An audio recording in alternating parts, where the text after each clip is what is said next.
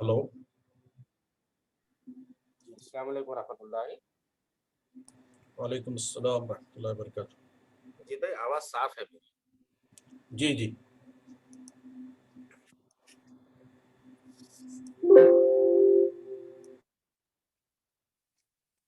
तो शुरू कर दिया जाए या थोड़ा सा और वेट करें?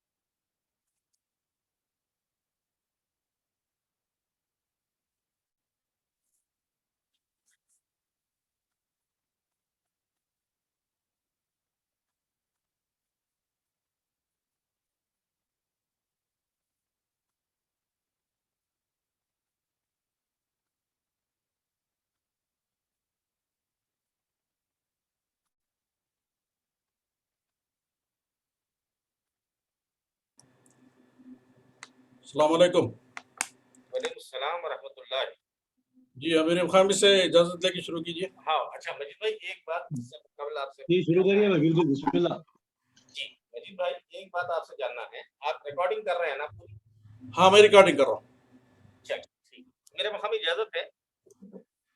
हाँ हाँ बस। भाई शुरू करिए, बिस्मिल्लाह। जी, औज़ु बिल्लाहि मिनश शैतानिर रजीम, बिस्मिल्लाहिर रहमानिर रहीम।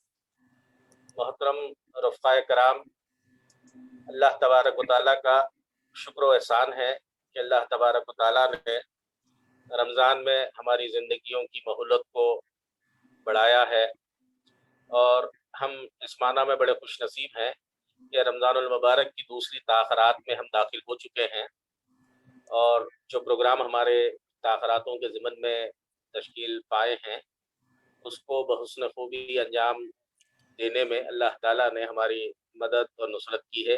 इस पर हम अल्लाह तबारक व तआला का शुक्र अदा करते हैं, और अल्लाह ताला की सब हम और सना के साथ इस प्रोग्राम का हम आगाज़ करते हैं।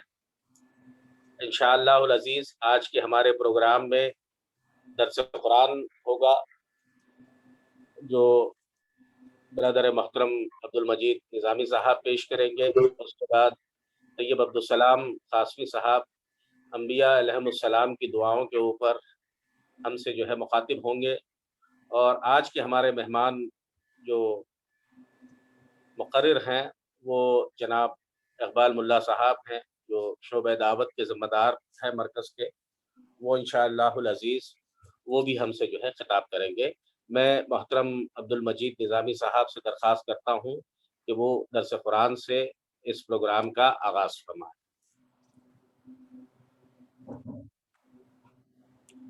अस्सलामु अलैकुम रहमतुल्लाहि वबरकातुहू। अऊज़ु बिल्लाहि मिनश शैतानिर रजीम।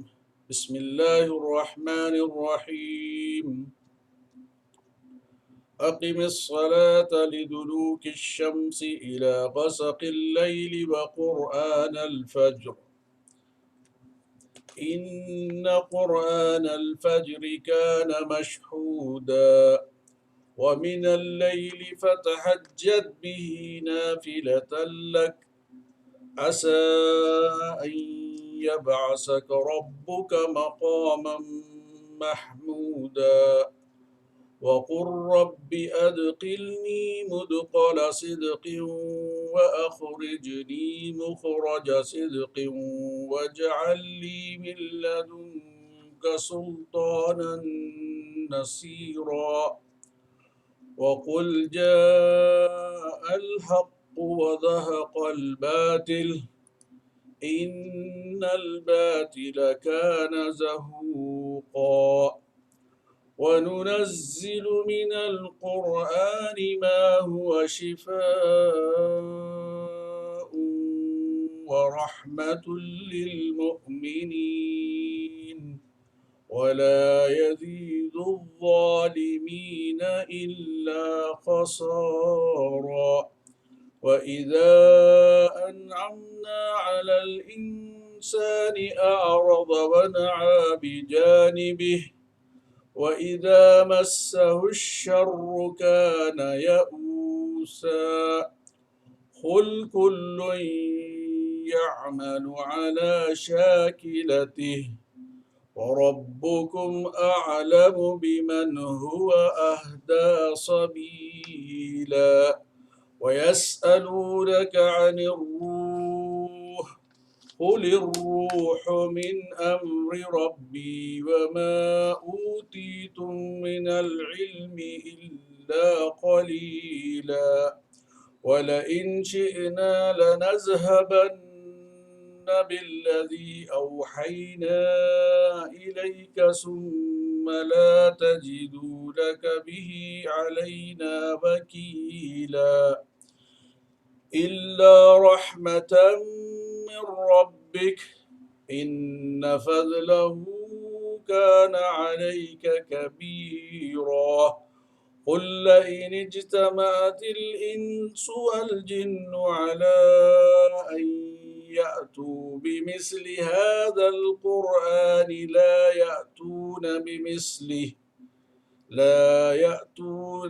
بمثله ولو كان بعضهم لبعض زحيرا ولقد صرفنا للناس في هذا القرآن من كل مثل فأبى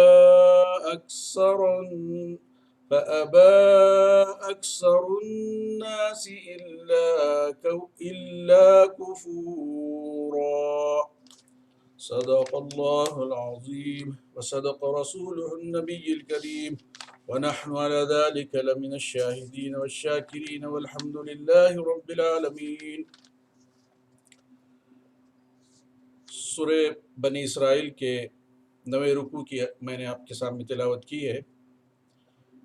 ان آیات کا عام فہم ترجمہ اس طرح ہے: نماز قائم کرو زوال آفتاب سے لے کر رات کے اندھیرے تک، اور فجر کے قرآن کا بھی التزام کرو، کیونکہ قرآن مشہود ہوتا ہے، اور رات کو تہجد پڑھو، یہ تمہارے لیے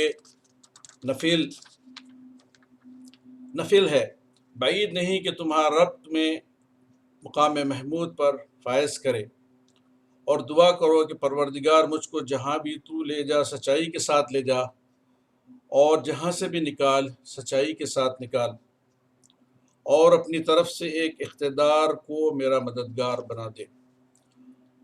اور اے نبی صلی اللہ علیہ وسلم اعلان کر دو کہ حق آ گیا اور باطل مٹ گیا، اور باطل تھا ہی مٹنے کے لیے۔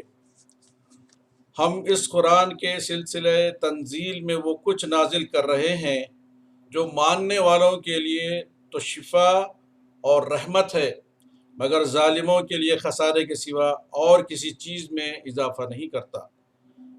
انسان کا یہ حال ہے کہ جب ہم اس کو نعمت عطا کرتے ہیں تو وہ اینٹتا ہے اور پیٹھ موڑ لیتا ہے، اور جب ذرا مصیبت کا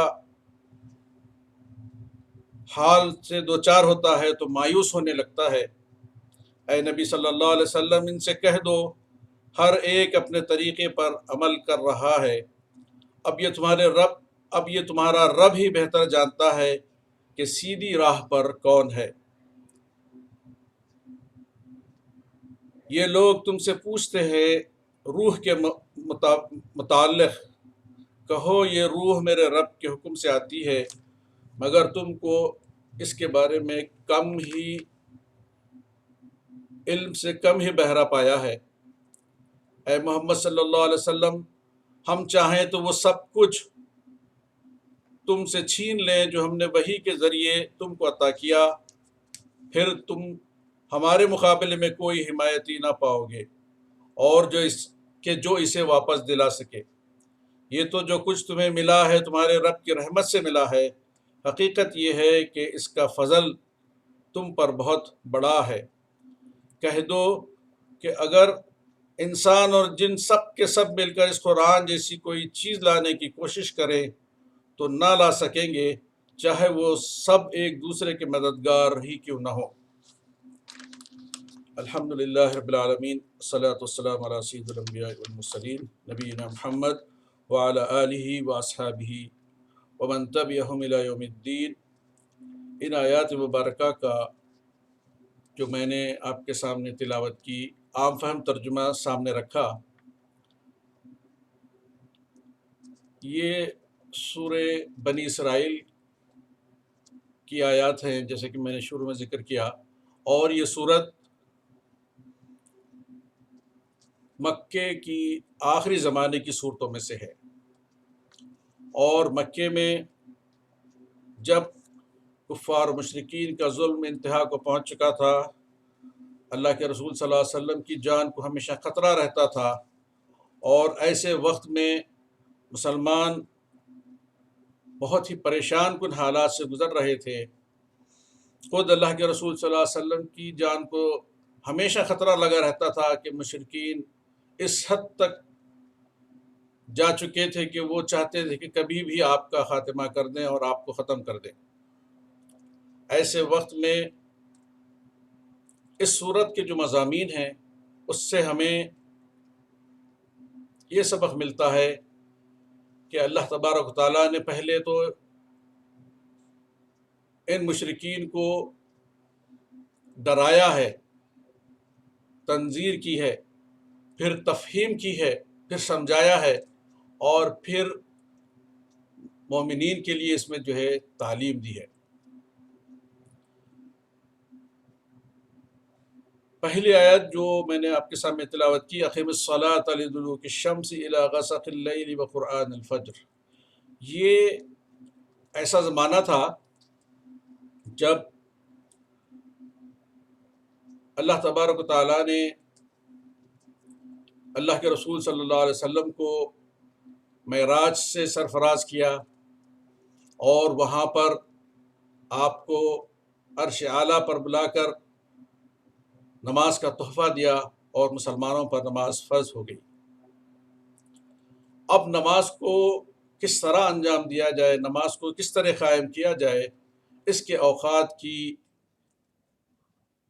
جبرائیل علیہ السلام نے آ کر اللہ کے رسول صلی اللہ علیہ وسلم کو تعلیم دی، اور بتایا کہ نماز کے ان 5 نمازوں کے کون سے اوقات ہیں۔ حدیث شریف میں آتا ہے کہ جبرائیل علیہ السلام 2 مرتبہ پہلے دن جب آئے تو اللہ کے رسول صلی اللہ علیہ وسلم کو ان 5 نمازوں کو، جیسے کہ فجر ہے، ظہر ہے، عصر ہے، مغرب ہے اور عشاء ہے، ان کے اوقات کو ان کے اولین وقت میں پڑھ کر اللہ کے رسول صلی اللہ علیہ وسلم کو کس طرح، کون سے وقت پر، کب وقت شروع ہوتا ہے، اس کی تعلیم دی۔ پھر دوسرے دن آئے، دوسرے دن پھر ان اوقات میں اللہ کے رسول صلی اللہ علیہ وسلم کو نمازوں کے اہتمام کے ساتھ نماز پڑھایا جو ان نمازوں کا آخری وقت ہوتا تھا، اور پھر اللہ کے رسول صلی اللہ علیہ وسلم سے یہ بات بتائی گئی کہ ان ابتدائی اوقات میں اور آخری نماز کے انتہائی اوقات کے درمیان میں ان نمازوں کو قائم کرو، نماز کو قائم کرو۔ تو گویا کہ یہ پورے کا پورا جو ہے انسان کو یہ بتا دیا گیا ہے کہ ان 5 نمازوں کو کس طرح کن اوقات میں کیسے پڑھا جائے گا۔ حدیث شریف میں آتا ہے کہ اللہ کے رسول صلی اللہ علیہ وسلم نے بتایا کہ ان مشکل حالات میں، جب مصائب اور مشکلات کے اس طوفان کے بعد میں نماز کا فوراً حکم دے کر اللہ تبارک تعالیٰ یہ لطیف اشارہ فرماتے ہیں کہ وہ ثابت قدمی سے جو ان حالات میں ایک مومن کو درکار ہے، اقامت الصلاۃ سے حاصل ہوتی ہے۔ زوال آفتاب ہم نے طلوع الشمس کا ترجمہ لیا ہے، بعض صحابہ اور تابعین طلوع الشمس سے غروب بھی لیا ہے، لیکن اکثریت کی رائے یہ ہے کہ اس سے مراد آفتاب کا نصف النہار سے ڈھل جانا ہے۔ اللہ کے رسول صلی اللہ علیہ وسلم نے اس طرح تعلیم دی کہ ان پوری نمازوں کو کس طرح ادا کیا جائے۔ فجر کہ قرآن سے مراد فجر کی نماز ہے۔ قرآن مجید میں نماز کے لیے جو الفاظ استعمال ہوئے ہیں، کہیں تو لفظ صلاۃ استعمال ہوا ہے اور کہیں اس کے اجزاء جیسے کہ سجدہ ہے، رکوع ہے، قیام ہے، حمد ہے، ذکر ہے، تسبیح ہے، ان الفاظ سے اشارتاً بھی اس کا ذکر کیا گیا ہے۔ تو اس طرح یہاں فجر کے وقت میں قرآن پڑھنے کا جو مطلب ہے وہ قرآن الفجر محض قرآن پڑھنا نہیں ہے، بلکہ نماز میں قرآن کا تلاوت کرنا ہے۔ اس طریقے سے قرآن مجید میں یہ ضمناً اشارہ دیا کہ نماز کے کن اجزاء سے مل کر نماز بنتی ہے، اور انہی اشارات کی روشنی میں اور جبرائیل علیہ السلام نے آپ کو جو رہنمائی کی، اس کی رہنمائی کی اللہ کے رسول صلی اللہ علیہ وسلم نے نماز کی وہ حیت مقرر فرمائی جو صحابہ نے سیکھا، اور ان سے سینہ بسینہ ہم تک یہ پہنچا۔ اللہ کے رسول صلی اللہ علیہ وسلم نے فرمایا کہ صلو کما رأیتمونی اصلی، تم لوگ اس طرح نماز پڑھو جس طرح کہ مجھے نماز پڑھتے ہوئے دیکھا کرتے ہو۔ آگے جو بات ہے وَمِنَ اللَّيْلِ فَتَهَجَّدْ بِهِ نَافِلَةً لَكَ عَسَىٰ أَن يَبْعَثَكَ رَبُّكَ مَقَامًا مَحْمُودًا۔ ان 5 نمازوں کا ذکر ہونے کے بعد اللہ کے رسول صلی اللہ علیہ وسلم سے فرماتے ہیں اللہ تبارک تعالیٰ، اور رات کو تہجد پڑھو، یہ تمہارے لیے نفل ہے، اور بعید نہیں کہ تمہارا رب تمہیں مقام محمود سے سرفراز فرمائے۔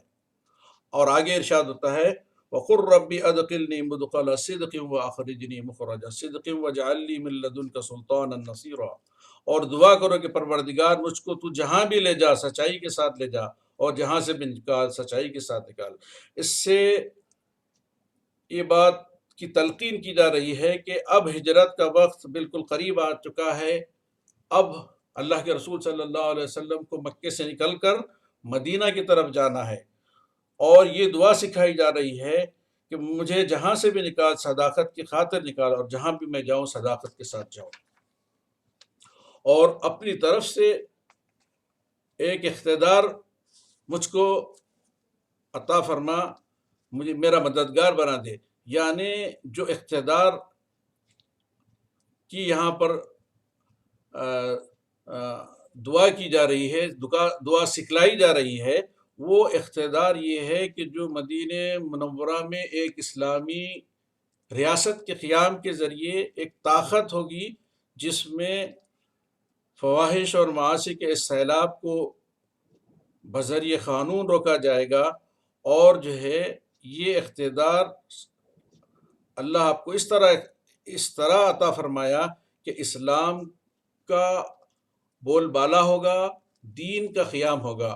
تو اقامت دین گویا کہ اس کے لیے جو اللہ کے رسول صلی اللہ علیہ وسلم کو جو ماحول کی ضرورت تھی، 12 سال 13 سال مدینہ میں رہنے کے بعد، مکہ میں رہنے کے بعد، اب مدینہ میں وہ وقت آ چکا تھا کہ ایک اسلامی معاشرے کا قیام ہوگا، ایک اسلامی ریاست کی تشکیل ہوگی، اور اس کے ذریعے اقامت دین کا فریضہ یہاں پر پورا کیا جائے گا۔ اور دیکھتے ہی دیکھتے اللہ کے رسول صلی اللہ علیہ وسلم کو وہ اقتدار بھی حاصل ہو گیا، اور پھر وہی مقام سے جہاں سے آپ کو نکالا گیا تھا، آپ کو تنگ کر کے نکالا گیا تھا، چند سالوں میں اللہ کے رسول صلی اللہ علیہ وسلم فاتح مکہ کی حیثیت سے بغیر کسی خون قرابے کے داخل ہوتے ہیں، اور ان آیات کو جو آگے آ رہی ہیں وَقُلْ جَاءَ الْحَقُّ وَزَهَقَ الْبَاطِلُ إِنَّ الْبَاطِلَ كَانَ زَهُوقًا۔ اللہ کے رسول صلی اللہ علیہ وسلم نے جب یہ مکہ میں جب داخل ہوئے بحیثیت فاتح کے، تو آپ کا جو رد عمل تھا، آپ کا جو بیہیویئر تھا، ایک آپ کی جو اونٹنی تھی، اس کے کجاوے سے آپ کا سر لگے جاتا تھا، اور اپنا سر نیچے کیے ہوئے تھے۔ اور جب مکہ پہنچے، کعبہ میں پہنچے، تو وہ 360 بتوں کو اپنی ایک لکڑی کے ذریعے ایسے دھکا دیتے اور گراتے جاتے، قُلْ جَاءَ الْحَقُّ وَزَهَقَ الْبَاطِلُ إِنَّ الْبَاطِلَ كَانَ زَهُوقًا، اور یہ آیات پڑھتے کہ حق آ گیا اور باطل مٹ گیا، اور باطل تو تھا ہی مٹنے کے لیے۔ اب آگے جو آیت ہے، میرا وقت ختم ہونے کو ہے، انشاءاللہ کوشش کروں گا کہ اس حصے کو بھی پورا کر لوں۔ وَنُنَزِّلُ مِنَ الْقُرْآنِ مَا هُوَ شِفَاءٌ وَرَحْمَةٌ لِّلْمُؤْمِنِينَ وَلَا يَزِيدُ الظَّالِمِينَ إِلَّا خَسَارًا۔ ہم اس قرآن کے سلسلے تنزیل میں وہ کچھ نازل کر رہے ہیں جو ماننے والوں کے لیے تو شفا ہے اور رحمت ہے، مگر ظالموں کے لیے خسارے کے سوا کسی اور چیز میں اضافہ نہیں کرتا۔ یعنی جو قرآن مجید کو سنتا ہے، اس کو مان لیتا ہے، تو یہی آیات، یہی قرآن اس کے لیے شفا اور رحمت ہے، اور اگر سن کر اس کو انسنی کر دیتا ہے اور اس کو قبول نہیں کرتا ہے تو وہ الٹا اس کے لیے وہ خسارے کا موجب ہوتا ہے کہ اس کے لیے جو حجت تھی، اس کو جو بات پہنچانی تھی پہنچا دی گئی، اس کے باوجود اس کو جو ہے قبول نہیں کیا تو وہ اس کے خلاف ہی حجت ہوگی۔ اللہ کے رسول صلی اللہ علیہ وسلم کی ایک حدیث ہے، القرآن حجت لک او علیک، قرآن تجھ پر حجت ہے یا تیرے خلاف جو ہے حجت کو پوری کرتی ہے۔ تو آگے ارشاد ہوتا ہے، وَإِذَا أَنْعَمْنَا عَلَى الْإِنسَانِ أَعْرَضَ وَنَأَىٰ بِجَانِبِهِ وَإِذَا مَسَّهُ الشَّرُّ كَانَ يَئُوسًا قُلْ كُلٌّ يَعْمَلُ عَلَىٰ شَاكِرَتِهِ فَرَبُّكُمْ أَعْلَمُ بِمَنْ هُوَ أَهْدَىٰ سَبِيلًا۔ انسان کا جو حال ہے، انسان کا حال یہ ہے کہ جب ہم اس کو نعمت عطا کرتے ہیں تو وہ اینٹتا ہے اور جو ہے منہ موڑ لیتا ہے، اور جب ذرا سی مصیبت پڑتی ہے تو مایوس ہونے لگتا ہے۔ اے نبی صلی اللہ علیہ وسلم، ان سے کہہ دو ہر ایک اپنے طریقے پر عمل کر رہا ہے، اب یہ تمہارا رب ہی بہتر جانتا ہے کہ سیدھی راہ پر کون ہے، اور سیدھی راہ پر اللہ کے رسول تھے۔ قرآن مجید بار بار کہتا ہے کہ یہ جو راستہ ہے، یہ جو راستہ ہے، جس راستے پر میں چل رہا ہوں، یہ جو ہے صراط مستقیم ہے، اور اس راستے کے علاوہ جو ہے وہ سب جو ہے غلط راستے ہیں اور ان کا انجام برا ہوگا۔ آگے ارشاد ہوتا ہے، یہ لوگ تم سے روح کے متعلق پوچھتے ہیں کہ یہ روح میرے رب کے حکم سے آتی ہے، اور اس کے بارے میں بہت ہی کم تم کو علم دیا گیا۔ اے محمد صلی اللہ علیہ وسلم، جب ہم چاہیں تو تم سے جب یہ کہتے ہیں روح الامین جب لے کر آتے قرآن مجید کو، تو یہ پوچھتے کہ یہ روح کون ہے، تو اللہ کے رسول صلی اللہ علیہ وسلم کو یہاں پر بتایا جا رہا ہے، اور تمام ایسے لوگوں کو جو شک کرتے ہیں کہ یہ قرآن محمد صلی اللہ علیہ وسلم خود بناتے ہیں، خود گھڑتے ہیں، تو اس سے نفی کرنے کے لیے کہ میں تمہارے درمیان 40 سال کا عرصہ تمہارے درمیان میں گزارا ہوں، کیا تم نے مجھے دیکھا ہے کہ اس قسم کی کوئی بات میرے سے سرزد ہوئی ہے، یا میں کبھی اس قابل بھی تھا کہ ان باتوں کو تمہارے سامنے رکھتا؟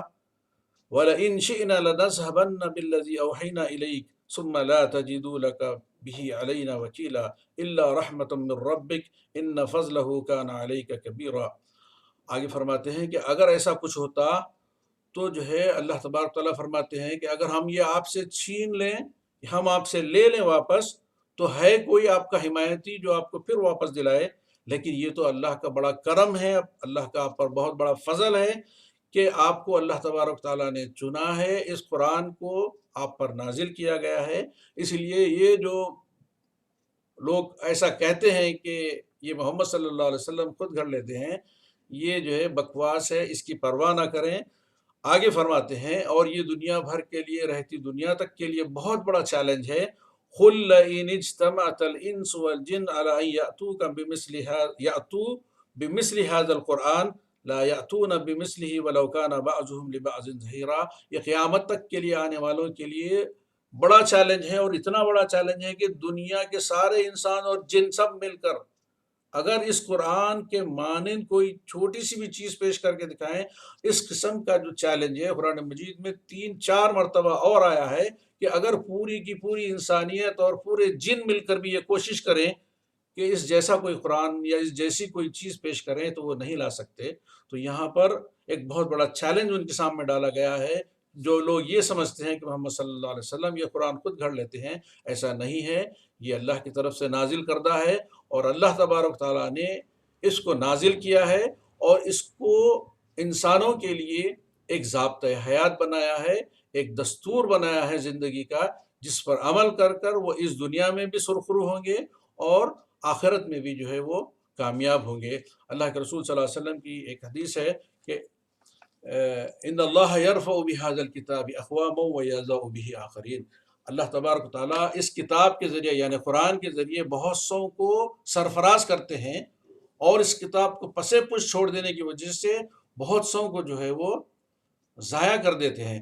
تو آئیے اس قرآن کے مہینے کی نسبت سے ہم قرآن کو پڑھیں، سمجھیں اور اس کو جو ہے اپنی زندگیوں میں رچائیں بسائیں۔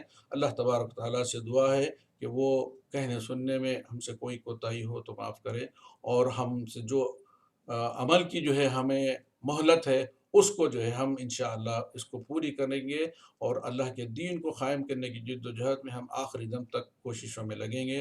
اللہ تبارک تعالیٰ جو ہے ہماری ان کوششوں کو قبول فرمائے۔ وآخر دعوانا الحمدللہ رب العالمین، صلی اللہ علی نبینا محمد۔ جزاک اللہ خیر۔ محترم عبدالمجید نظامی صاحب سے ہم سورہ بنی اسرائیل کے دوے رکوع پر درس سن رہے تھے۔ اس کے بعد پروگرام کو آگے بڑھاتے ہوئے میں مولانا محترم طیب عبدالسلام قاسمی صاحب سے درخواست کرتا ہوں کہ وہ انبیاء علیہ السلام کی دعاؤں کے اوپر ہم سے جو ہے خطاب فرمائیں۔ مولانا طیب عبدالسلام قاسمی صاحب۔ السلام علیکم ورحمۃ اللہ۔ آواز آ رہی ہے میری مستقبل؟ بالکل بالکل آ رہی ہے طیب بھائی۔ الحمدللہ رب العالمین والصلاة والسلام علی رسولہ الامین۔ قال اللہ تعالی فی القرآن المجید اعوذ باللہ من الشیطان الرجیم وقال ربکم ادعونی استجب لکم صدق اللہ العظیم۔ محترم امیر مقامی اور عزیز شرکاء، جیسا کہ اعلان ہوا میرے عنوان کا، انبیاء علیہ السلام کی دعائیں، اس موضوع پر کچھ دیر میں گفتگو کرنے کی کوشش کروں گا۔ چونکہ یہ قرآن مجید کا مہینہ ہے، اور قرآن مجید میں اللہ رب العالمین نے ہماری ہدایت کے لیے بہت کچھ نازل کیا ہے۔ قرآن مجید کا جب ہم مطالعہ کرتے ہیں تو قرآن مجید میں انبیاء علیہ السلام کی زندگیوں کا بھی ذکر کیا ہے، اور ان کی زندگیوں کے ساتھ ان کے کام، ان کا مشن، ان کے مقصد کے بارے میں تفصیل سے ہمیں معلومات حاصل ہوتی ہیں۔ اور اس راہ میں جب وہ آگے بڑھ رہے تھے تو ان کی جو دعائیں تھیں، ان دعاؤں کو بھی اللہ رب العالمین نے کتاب مبین میں شامل کیا ہے۔ اور ظاہر ہے یہ دعاؤں کو اس لیے شامل کیا گیا کہ رہتی دنیا تک انسانوں کے قافلے، خاص طور پر امت محمدیہ، جب ان دعاؤں کو پڑھیں تو وہ بھی ایسی دعائیں کرنے والے بنے، وہ بھی اپنے آپ کو اس مشن سے وابستہ کرے، اور ان کی دعائیں بھی اسی سمت میں ہونی چاہیے۔ اس لیے اللہ تعالیٰ نے بطور یاد دہانی کے، بطور تذکیر کے، ہماری رہنمائی کے لیے ان دعاؤں کا ذکر قرآن مجید میں کیا ہے جو اللہ تعالیٰ کو بہت زیادہ محبوب ہے، جو اللہ رب العالمین کو بے انتہا مطلوب ہے، جو دعائیں قبول کی گئی ہے، جو جن دعاؤں کے کرنے کے بعد رب رحمان خوش ہوتا ہے اور اپنی رحمتیں اور اپنی مغفرت کے دروازے کھول دیتا ہے۔ ان دعاؤں کا ذکر اللہ سبحانہ وتعالیٰ نے اپنے قرآن مجید بھی کیا ہے۔ ان میں سے چند منتخب دعاؤں کا میں آج آپ کے سامنے ذکر کروں گا۔ سب سے پہلے حضرت آدم علیہ السلام سے جب غلطی ہوئی تھی تو انہوں نے دعا کی تھی، ربنا ظلمنا انفسنا وان لم تغفر لنا وترحمنا لنکونن من الخاسرین۔ اے ہمارے رب، ہم نے اپنے نفسوں پر ظلم کیا، اگر آپ معاف نہ کرے اور ہم پر رحم نہ کرے تو ہم ضرور بھی ضرور خسارہ اٹھانے والوں میں سے ہو جائیں گے۔ سامعین محترم، یہ آدم علیہ السلام ہمارے سب سے پہلے ہمارے باپ ہیں، اور انسان کے اندر اللہ تعالیٰ نے کمزوریاں رکھی ہے۔ نبی کریم صلی اللہ علیہ وسلم نے فرمایا کہ کل بنی آدم خطاؤن وخیر الخطائین التوابون، تمام بنی آدم گنہگار ہے، اور ان میں سب سے بہتر وہ ہیں جو گناہ ہونے کے بعد توبہ کر لیتے ہیں۔ تو آدم علیہ السلام سے غلطی ہوئی، جب ان کو احساس ہوا تو انہوں نے گناہ پر ندامت کا اظہار فرمایا اور توبہ کی۔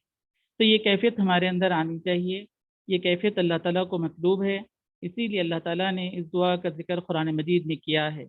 ہم بھی اس دعا کو پڑھتے رہیں گے، اور آج کی اس رات میں جب ہم ان دعاؤں کا تذکرہ کر رہے ہیں تو اس نیت کے ساتھ کہ یہ ساری دعائیں اللہ رب العالمین ہمارے حق میں بھی قبول فرما دے۔ ربنا ظلمنا انفسنا وإن لم تغفر لنا وترحمنا لنكونن من الخاسرین۔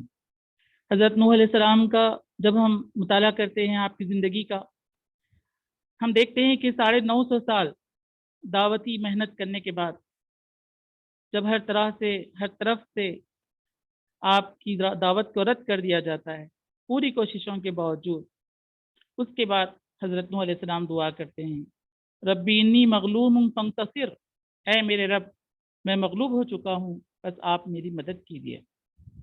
آج ہمارا معاملہ کیا ہے؟ ہمارا معاملہ یہ ہے کہ ہم دعوتی میدان میں جد و جہد کرنا نہیں چاہتے، تھوڑا بہت کرتے ہیں زندگی کا۔ بہت کم لوگ ہیں جو اپنی زندگی کے 2%، 5% اوقات کو دعوتی کاموں میں لگاتے ہیں، لیکن عام طور پر امت مسلمہ بار بار جو دعا کرتی ہے وہ یہ ہے کہ فانصرنا علی القوم الکافرین، فانصرنا علی القوم الفاسقین، اے اللہ کافر قوم کے مقابلے میں ہماری مدد فرما۔ ہاں انشاءاللہ اللہ رب العالمین ضرور مدد کرے گا، ضرور کافر قوم کے مقابلے میں اللہ تعالیٰ نصرت عطا کرے گا، لیکن قرآنی مزاج یہ نہیں ہے۔ قرآن ہمیں یاد دلاتا ہے کہ پوری کوشش ہونے کے ساتھ اپنی کوششوں کو جاری رکھے، اپنا سب کچھ لگا دیں، سب کچھ قربان کر دیں، اور اس کے ساتھ ساتھ یہ دعا ہو ربی انی مغلوم فانتصر، کہ اگر کفار کی طرف سے رد کیا جاتا ہے، مظالم ڈھائے جاتے ہیں، تو جب یہ دعا نوح علیہ السلام نے کی تھی تو جو دعائیں ہیں وہ سیرت کے آئینے میں ہم کو دیکھنا چاہیے، اور اس کا ریفلیکشن ہم کو نظر آتا ہے کہ دعا ایک ضرورت ہے۔ تو نوح علیہ السلام کی سب سے بڑی ضرورت جو تھی، انہوں نے یہ دعا مانگی تھی، تو ہماری دعائیں بھی اسی قسم کی ہونی چاہیے۔ اگر ہم دعوتی میدان میں ہوں گے تو پھر ہمارے لیے ہمارے زبان سے دعائیں نکلیں گی، ان کے ہدایت کے لیے دعا نکلیں گی، ان سے حفاظت کی دعا نکلیں گی۔ اگر وہ ظلم کرتے ہیں تو کافر قوم کے مقابلے میں اے اللہ ہماری مدد فرما، یہ دعائیں ہماری زبان سے ادا ہوں گی۔ تو نوح علیہ السلام کی دعا سے ہم کو یہ سبق ملتا ہے کہ ہم میدان عمل میں بغیر کسی تھکاوٹ کے اور بغیر کسی کم ہمتی کے مستقل ہم دعوتی میدان میں ہم جد و جہد کرتے رہیں اور ساتھ ساتھ دعا کریں۔ پھر ہم دیکھتے ہیں کہ ابراہیم علیہ السلام کی دعائیں جب ہم دیکھتے ہیں تو ابراہیم علیہ السلام کی دعاؤں میں سب سے اہم دعا یہ تھی کہ انہوں نے کہا تھا کہ اے اللہ میرے ہر عمل کو تو قبول فرما، ربنا تقبل منا انک انت السمیع العلیم۔ یہ جو دعا ہے وہ ابراہیم علیہ السلام کی دعا ہے، اے اللہ میرے ہر عمل کو تو قبول فرما۔ یعنی مومن کا کوئی عمل، چاہے وہ دنیاوی اپنی ذاتی زندگی سے متعلق ہو، چاہے وہ آخرت کے لیے کام کر رہا ہو، اپنے گھر والوں کے لیے کام کر رہا ہو یا عبادت کر رہا ہو، اس کی پوری زندگی کا ایک ایک عمل وہ اس جذبے سے کرتا ہے کہ اس کا ایک ایک عمل عبادت میں شمار ہو جائے، اس کی پوری زندگی عبادت بن جائے۔ اس کی زبان سے الفاظ ادا ہوتے ہیں ربنا تقبل منا انک انت السمیع العلیم، اے اللہ ان تمام کاموں کو تو میرے قبول فرما۔ یعنی گھر والوں کے ساتھ بہتر زندگی، خاندان میں اچھے تعلقات، پھر حلال کمائی، پھر دعوت دین کے کاموں میں سرگرم، یہ ساری چیزوں کے لیے دعا کرتا ہے کہ میرے ایک ایک عمل کو تو قبول فرما۔ ابراہیم علیہ السلام کی دعاؤں میں ہمیں ملتا ہے کہ انہوں نے اپنے بچوں کے لیے دعا کی، ان پر ایک بہت بڑی آزمائش آئی تھی کہ وہ اپنی بیوی کو اور اپنی اولاد کو ایک بے آب و گیاہ وادی کے پاس چھوڑ کر آئیں۔ اس موقع پر ابراہیم علیہ السلام نے دعا کی تھی کہ اے میرے رب میں اپنی اولاد کو ایک بے آب و گیاہ وادی میں چھوڑ رہا ہوں، ربنا انی اسکنت من ذریتی بواد غیر ذی زرع عند بیتک المحرم ربنا لیقیموا الصلاۃ، اے اللہ میں اپنی اولاد کو میں تیرے گھر کے پاس ایک وادی غیر ذی زرع میں چھوڑ رہا ہوں، اے اللہ تو جو ہے ان کی تو اپنی عبادت کرنے والا بنا۔ تو ایسی آزمائشوں کے موقع پر بھی ابراہیم علیہ السلام نے اپنی اولاد کے بارے میں یہ دعا کی، اپنے گھر والوں کے بارے میں یہ دعا فرمائی کہ اے اللہ تو انہیں دین پر قائم رکھنا، تیرا فرما بردار بنانا۔ تو آزمائشوں کے دور میں آدمی بھول جاتا ہے آزمائشوں کے دور میں اس کی دعاؤں کا انداز بدل جاتا ہے وہ، لیکن ابراہیم علیہ السلام نے ہم کو یہ بتایا کہ آزمائشوں میں بھی مومن اللہ تعالیٰ سے یہی دعا کرتا ہے کہ اللہ تعالیٰ میرے اولاد کو اور میرے گھر والوں کو تیرا فرما بردار رکھ۔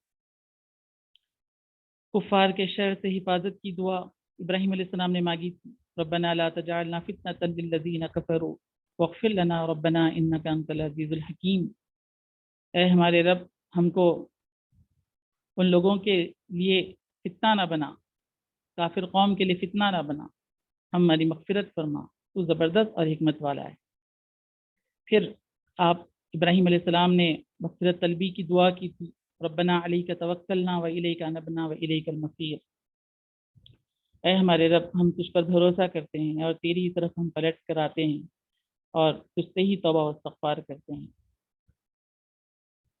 پھر ابراہیم علیہ السلام کی دعاؤں میں ہم کو ایک اور بات یہ ملتی ہے کہ عام انسانوں کی ہدایت کے لیے بھی آپ دعا کرتے تھے۔ آپ گھر سے بے دخل کر دیے گئے، شہر سے بے دخل کر دیے گئے، بادشاہ وقت نے بھی آپ کو آزمائش میں ڈالا۔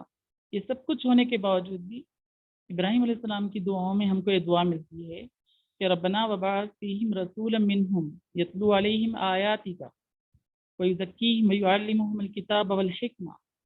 اے ہمارے رب، ان کے درمیان میں ایک رسول اٹھا جو تیری آیات ان کو سنانے والا اور ان کی ہدایت کا سامان کرنے والا۔ تو سامعین محترم، جب قوم دھتکار دیتی ہے، لوگ فتنے میں ڈال دیتے ہیں، اس کے باوجود بھی عام انسانوں کے بارے میں ہدایت کی دعا مانگنا، ان کو دوزخ سے بچانے کے لیے، دوزخ سے وہ بچ جائیں، اس فکر میں رہنا، یہ ابراہیم علیہ السلام کی دعاؤں میں ہم کو ملتا ہے۔ تو ہماری دعاؤں میں بھی یہ چیزیں شامل ہونی چاہیے۔ لوط علیہ السلام کی دعا ہمیں ملتی ہے کہ رب نجنی واہلی مما یجمعون۔ اے میرے رب، مجھے اور میرے گھر والوں کو ظالم قوم سے نجات دے۔ یوسف علیہ السلام کی دعاؤں میں ہم کو یہ دعا ملتی ہے کہ جب برائیوں کا جال پھیلا دیا گیا تھا، مکر و فریب ہر طرف پھیلا ہوا تھا، تو یوسف علیہ السلام نے دعا مانگی تھی کہ اے اللہ، یہ مکر و فریب میں اور یہ زنا میں پڑنے سے اچھا ہے کہ اللہ میں قید میں رہوں، یہ میرے لیے اچھا ہے بنسبت اس کے کہ میں یہ گناہوں میں پڑ جاؤں۔ تو مومن اپنے آپ کو گناہوں سے اس طرح سے بچاتا ہے، وہ نہیں چاہتا کہ خدا کی نافرمانی میں اس کے چند لمحے بھی گزرے، وہ اس بات کو پسند کر لیتا ہے کہ تنہائی کی زندگی ہو، وہ اس بات کو ہرگز گوارا نہیں کرتا کہ اس کی زندگی میں بے حیائی آئے، اس کی زندگی میں زنا ہو، فحش ہو، فتنے ہو۔ رب السجن احب الی مما یدعوننی الیہ۔ اے اللہ، مجھے جیل بہتر ہے اس سے کہ جس کی طرف یہ لوگ مجھے بلا رہے ہیں۔ وَإِلَّا تَصْرِفْ عَنِّي كَيْدَهُنَّ أَصْبُ إِلَيْهِنَّ وَأَكُن مِّنَ الْجَاهِلِينَ۔ اگر ان کی چالوں کو اگر آپ مجھ سے دور نہ کریں گے تو میں بھی جاہلوں میں سے ہو جاؤں گا۔ تو سامعین محترم، ہم کو بھی جو ہے برائیوں کو روکنے کی ذمہ داری ہے، اصلاح معاشرے کی ذمہ داری ہے۔ ہم اپنی ان ذمہ داریوں کو ادا کرتے رہیں۔ اگر ہم ان ذمہ داریوں کو ادا نہیں کریں گے تو احادیث میں آتا ہے کہ جن برائیوں میں لوگ ملوث ہیں، انہی برائیوں میں ہم بھی ملوث ہو جائیں گے اور ہمارے دل بھی ان کی طرح ہو جائیں گے اور سخت ہو جائیں گے، اور پھر اللہ تعالیٰ کا عذاب ہم پر نازل ہو جائے گا۔ اس لیے ہم کو کوشش کرنی ہے کہ خود بھی گناہوں اور برائیوں سے بچے، معاشرے کی اصلاح کا فریضہ انجام دے، اور ساتھ ساتھ یہ دعا کرے کہ اے اللہ، ان برائیوں سے مجھے بچا، میرے گھر والوں کو بچا۔ اس سے اچھا ہے کہ اللہ میں جو ہے تنہائی میں رہوں، لیکن میں کبھی بھی ان برائیوں کا حصہ نہیں بن سکتا۔ یہ مومنانہ کردار ہے، یہ وہ کردار ہے جو اللہ رب العالمین کو مطلوب ہے۔ اسی لیے اس دعا کا ذکر ہم کو قرآن مجید میں ملتا ہے۔ شعیب علیہ السلام کی دعا تھی کہ ربنا افتح بیننا و بین قومنا بالحق وانت خیر الفاتحین۔ اے ہمارے رب، ہمیں تو فتح عطا فرما، حق کو غالب فرما، اور تو سب سے بہتر فتح دینے والا ہے۔ ایوب علیہ السلام کی دعا ہمیں ملتی ہے کہ رب انی مسنی الضر وانت ارحم الراحمین۔ اے اللہ، مجھے شیطان نے چھو لیا ہے۔ ایوب علیہ السلام کو جب بیماری آ گئی تھی تو شیطان بار بار وسوسے ڈال رہا تھا کہ دیکھو تم نبی ہے، اس کے باوجود بھی تم اس بیماری میں ہو، اگر تم واقعی اللہ کے چہیتے ہوتے تم اس برائی میں نہ پڑتے۔ اس موقع پر ایوب علیہ السلام نے دعا مانگی تھی کہ انی مسنی الضر وانت ارحم الراحمین، کہ شر نے مجھے چھو لیا ہے، شیطان کی اکتاہٹیں میرے ساتھ ہے، اے اللہ آپ اس کو دور کر دیجئے، اور آپ جو ہے ارحم الراحمین ہیں۔ اسی طرح سے ہم دیکھتے ہیں کہ موسیٰ علیہ السلام کی بہت زیادہ دعائیں ہم کو ملتی ہیں، ظالم قوم کے مقابلے میں بھی انہوں نے دعا کی تھی، لیکن ایک خاص بات جو ان کی دعا ہے میں آپ سے شیئر کرنا چاہتا ہوں، وہ یہ ہے کہ جب موسیٰ علیہ السلام 40 دن کے لیے کوہ طور پر گئے تھے تو اپنے بھائی کو ذمہ داری دے کر گئے تھے، تو وہ لوگ بچڑے کو اپنا معبود بنا لیے تھے، جبکہ حضرت ہارون علیہ السلام نے ان کو سمجھایا بھی تھا۔ جب موسیٰ علیہ السلام واپس آئے تو انہوں نے بھائی سے پوچھا کہ بھائی یہ بچڑے کو کس طرح سے معبود بنا لیا گیا؟ تو ہارون علیہ السلام نے کہا کہ میں نے ان کو سمجھانے کی کوشش کی، لیکن اس کے باوجود بھی یہ لوگ نہیں مانے اور انہوں نے بچڑے کو معبود بنا لیا۔ تو اس موقع پر موسیٰ علیہ السلام کو غصہ بھی آیا، اپنے بھائی کے ساتھ انہوں نے تھوڑا سا تیز سختی سے بات بھی کی، اور پھر جو دعا انہوں نے کی تھی وہ دعا یہ تھی کہ رب اغفر لی ولی اخی وادخلنا فی رحمتک وانت ارحم الراحمین، اے میرے رب مجھے بھی معاف کر دیجئے، میرے بھائی کو بھی معاف کر دیجئے، اور مجھے اپنی رحمت میں داخل کر لیجئے۔ تو یہاں ہمارے لیے اہم نقطہ یہ ہے کہ معاشرے میں جو کچھ ہوتا ہے ہم اس میں اپنے آپ کو ذمہ دار سمجھیں۔ حالانکہ موسیٰ علیہ السلام وہاں موجود نہیں تھے، موسیٰ علیہ السلام تو 40 روز کے لیے گئے ہوئے تھے، لیکن معاشرے میں جو بچڑے کو معبود بنا لیا گیا تھا تو اس گناہ کی ذمہ داری موسیٰ علیہ السلام نے قبول کی، قبول کرتے ہوئے دعا مانگی کہ اللہ مجھے بھی معاف فرما، میرے بھائی کو بھی معاف فرما۔ تو یہ انبیاء علیہ السلام کی سوچ ہوتی ہے، اور یہ دعاؤں اگر اس قسم کی اگر ہماری دعائیں ہوں گی تو ہم معاشرے کے بارے میں ہم اپنے آپ کو ذمہ دار محسوس کریں گے، ہم اپنی ذمہ داریوں کو یاد رکھنے والے ہوں گے۔ ہماری دعاؤں میں ایسا نہ ہو کہ معاشرے میں جو کچھ ہو رہا ہے اس سے ہمارا کوئی تعلق ہی نہیں ہے، نہیں، بلکہ معاشرے میں جو برائی بھی ہے، جو خرابی بھی ہے، ہم اپنے آپ کو ذمہ دار اس کا محسوس کرتے ہوئے اور یقین کرتے ہوئے ہم یہ دعا مانگے کہ اللہ ہم کو معاف کر دیجئے، ہم آئندہ زندگی کے اندر اصلاح معاشرے کا کام کریں گے، دعوت دین کا کام کریں گے۔ یہ جو ہے موسیٰ علیہ السلام کی زندگی میں ہم کو ملتا ہے، جو ہمارے لیے بہت ہی اہم پوائنٹ ہے۔ اسی طرح سے زکریا علیہ السلام کی دعا ہمیں ملتی ہے کہ انہوں نے نیک اولاد کے لیے دعا مانگی تھی، فرمایا تھا کہ فہب لی من لدنک ولیہ، اے میرے رب مجھے نیک اولاد دیجیے، یرثنی و یرث من آل یعقوب، تاکہ وہ میرا بھی وارث ہو اور آل یعقوب کا بھی وارث ہو۔ تو اولاد کی دعا ابراہیم علیہ السلام نے بھی مانگی تھی، حضرت زکریا نے بھی مانگی تھی، لیکن ان کے اولاد مانگنے کے پیچھے یہ بات نہیں تھی کہ ان کے جائیداد کے کوئی وارث چاہیے تھا، بلکہ وہ چاہتے تھے کہ ان کے کاموں کا وارث ان کو ملے۔ کیا ہماری دعا میں یہ باتیں ہیں کہ ہم جانے کے بعد ہماری اولاد تحریک اسلامی کا حصہ بنے، ہماری اولاد دعوت دین کے کاموں میں بڑھ چڑھ کر حصہ لینے والی بنے؟ یہ ان چیزوں پر ہم کو غور کرنا چاہیے۔ یہ وہ پوائنٹس ہے، یہ جو دعائیں ہیں ہمیں یاد دلاتی ہے کہ ہماری دعائیں کس رخ پر ہونی چاہیے۔ تو انشاءاللہ ہم اس بات کا بھی خیال کریں گے، ہم اپنے آنے والی نسل کے لیے بھی دعا کریں گے کہ اے اللہ اسے اقامت دین کے لیے، دعوت دین کے لیے ہندوستان میں اور دنیا کے جس حصے میں بھی وہ رہے ان کو جو ہے تو قبول فرما۔ یہ دعائیں ہماری دعاؤں میں شامل ہونی چاہیے۔ اسی طرح سے یونس علیہ السلام کی دعا ہم کو ملتی ہے، آزمائش جب ان پر آئی تھی، مچھلی کے پیٹ میں چلے گئے تھے تو انہوں نے لا الہ الا انت سبحانک انی کنت من الظالمین، اے اللہ آپ کے سوا کوئی خدا نہیں ہے، میں بے شک تیری ذات پاک ہے اور میں ظلم کرنے والوں میں سے ہوں۔ تو یہ اس سے ہم کو یہ سبق ملتا ہے کہ ہم بار بار اپنے آپ کو اپنے رب کی طرف رجوع کریں، اور کوئی خدا نخواستہ کوئی آزمائش آتی ہے تو اس کو اپنے لیے تنبیہ سمجھے، اس کو اپنے لیے نصیحت سمجھے، اپنے گناہوں کی معافی چاہیں، مغفرت طلبی کرے، جزا و فضا کرنے کے بجائے، شکوہ و شکایت کرنے کے بجائے ہم کو اپنے گناہوں کی طرف متوجہ ہونا چاہیے، اپنی غلطیوں کو ہم کو یاد کرنا چاہیے۔ یہ انبیاء علیہ السلام کا طریقہ رہا ہے، یہی نبی کریم صلی اللہ علیہ وسلم کی سنت ہے۔ آج کرونا وبا کے درمیان میں ہم زندگی گزار رہے ہیں تو ہم کو بار بار توبہ و استغفار کرنا چاہیے، بار بار اپنے گناہوں کو یاد کرنا چاہیے۔ اس کے نتیجے میں جس طرح سے یونس علیہ السلام سے مصیبت کو ہٹا لیا گیا تھا، اسی طرح سے رب رحیم پر پوری امید ہے، ہمیں امید ہے کہ ہمارا رب ہم سے ان وباؤں کو، ان مصیبتوں سے ہم کو ہٹا لے گا، دور کر دے گا۔ یہی بات ہے جس کو قرآن مجید میں فرمایا گیا کہ اے نبی صلی اللہ علیہ وسلم، ہم اس قوم پر عذاب نازل نہیں کرتے جو قوم مغفرت طلب کرتی، بس ایسی قوم پر اللہ تعالیٰ عذاب نازل نہیں کرتا۔ وما كان اللہ لیعذبہم وانت فیہم وما كان اللہ معذبہم وہم یستغفرون۔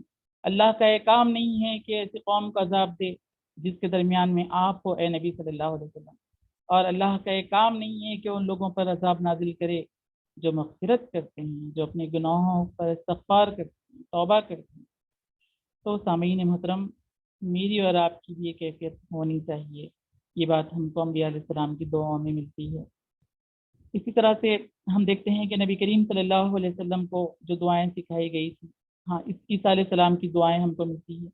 عیسیٰ علیہ السلام کی ایک دعا تھی کہ ان تعذبہم فانہم عبادک وان تغفر لہم فانک انت العزیز الحکیم۔ اگر تو عذاب دے تو یہ تیرے بندے ہیں، اگر تو معاف کر دے تو ہر چیز پر تو زبردست ہے اور حکمت والا ہے۔ تو یہ عیسیٰ علیہ السلام کی دعا بھی ہم کو ملتی ہے۔ عیسیٰ علیہ السلام کو بے انتہا ستایا گیا تھا، تکلیفیں پہنچائی گئی تھی، یہاں تک کہ ایک موب لنچنگ بھی ہوئی تھی آپ کے ساتھ، لیکن اللہ تعالیٰ نے اپنے فضل سے آپ کو بچا لیا۔ ایسی ظالم قوم کے درمیان بھی دعا کے انداز دیکھیے آپ کہ ان تعذبہم فانہم عبادک، اگر تو چاہے تو عذاب دے، تیرے بندے ہیں، اگر تو معاف کر دے تو حکمت والا اور زبردست ہے۔ تو آج بھی ہم ایک ظالم قوم کے درمیان میں بھی زندگی گزارتے ہیں۔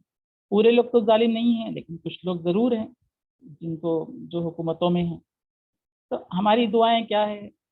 ہماری دعاؤں میں بعض مرتبہ تو یہ ہے کہ اس کو ہٹا کے دکھا دے اللہ، اس کو ذلیل کر دے، اس کو رسوا کر دے، اس کے بجائے اللہ ان کو ہدایت دے اور ان کے ذریعے سے دین اسلام کو قوت پہنچا۔ یہ دعائیں ہماری ہونی چاہیے۔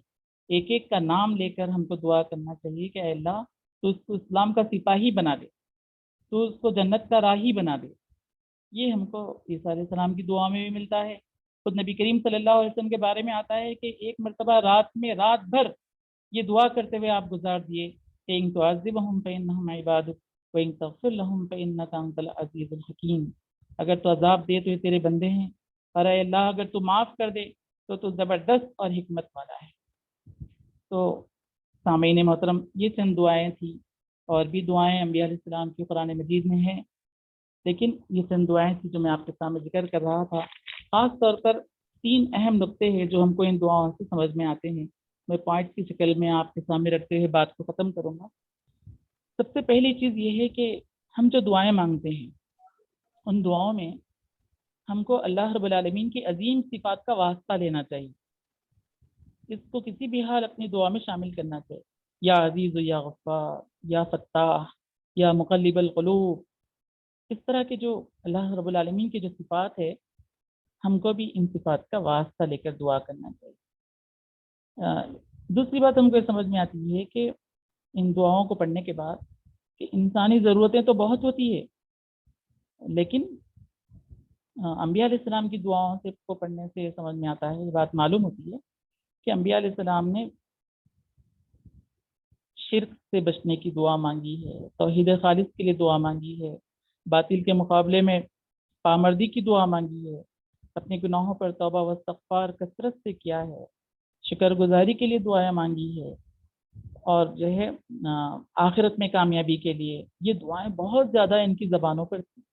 تو جہاں ہم اپنی نجی زندگی کے لیے دعا کرتے ہیں، وہیں پر ساتھ ساتھ ہم کو باطل کے مقابلے میں حق کے قیام کے لیے دعوت دین بڑے پیمانے پر اللہ کا دین دنیا میں پھیلے، اور یہ دعا ہم کو کرنا چاہیے، توبہ و استغفار کرنا چاہیے، نعمتوں پر شکر ادا کرنا چاہیے۔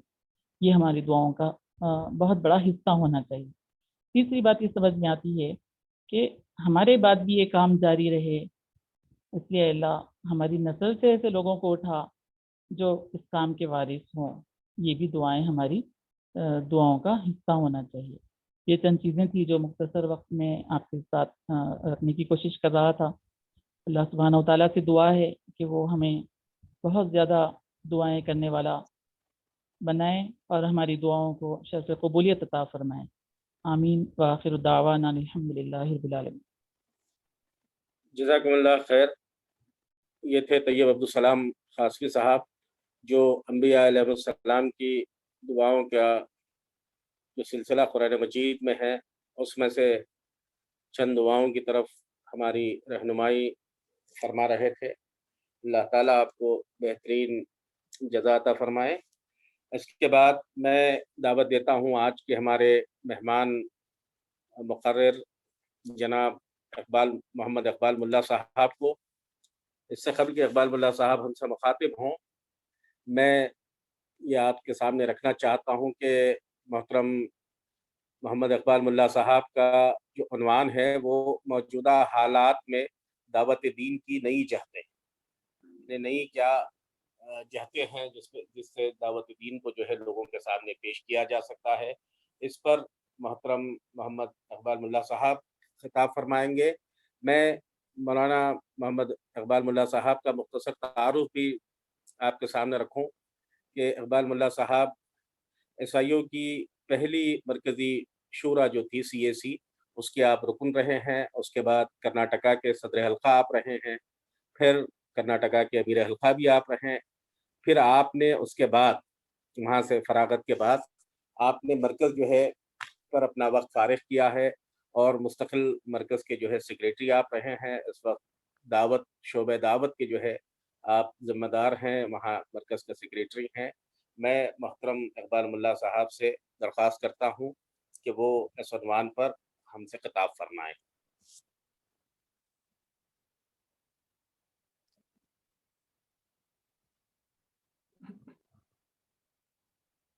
جی محترم اقبال ملا صاحب۔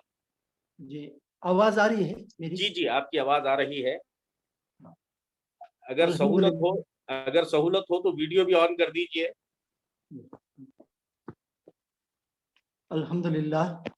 الحمدللہ رب العالمین والصلاة والسلام علی رسولہ الامین وعلی آلہ واصحابہ اجمعین، اما بعد۔ قال اللہ تعالی فی القرآن المجید اعوذ باللہ من الشیطان الرجیم بسم اللہ الرحمن الرحیم قل ھذہ سبیلی ادعو الی اللہ علی بصیرۃ انا ومن اتبعنی وسبحان اللہ وما انا من المشرکین، صدق اللہ العظیم۔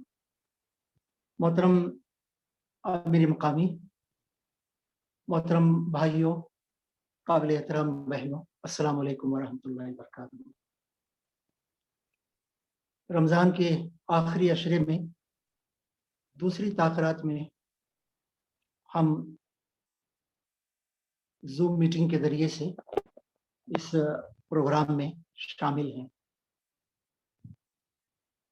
رمضان کے مہینے کے سلسلے میں بہت ساری باتیں جو مسلمانوں میں عام طور پر پائی جاتی ہیں، لیکن ایک بات کا شعور بہت کم ہے، اور وہ یہ کہ یہ رمضان کا مہینہ دعوت اور جہاد کا مہینہ ہے، اسلام کے غلبے کا مہینہ ہے، اسلام کی دعوت کے فروغ کا مہینہ ہے،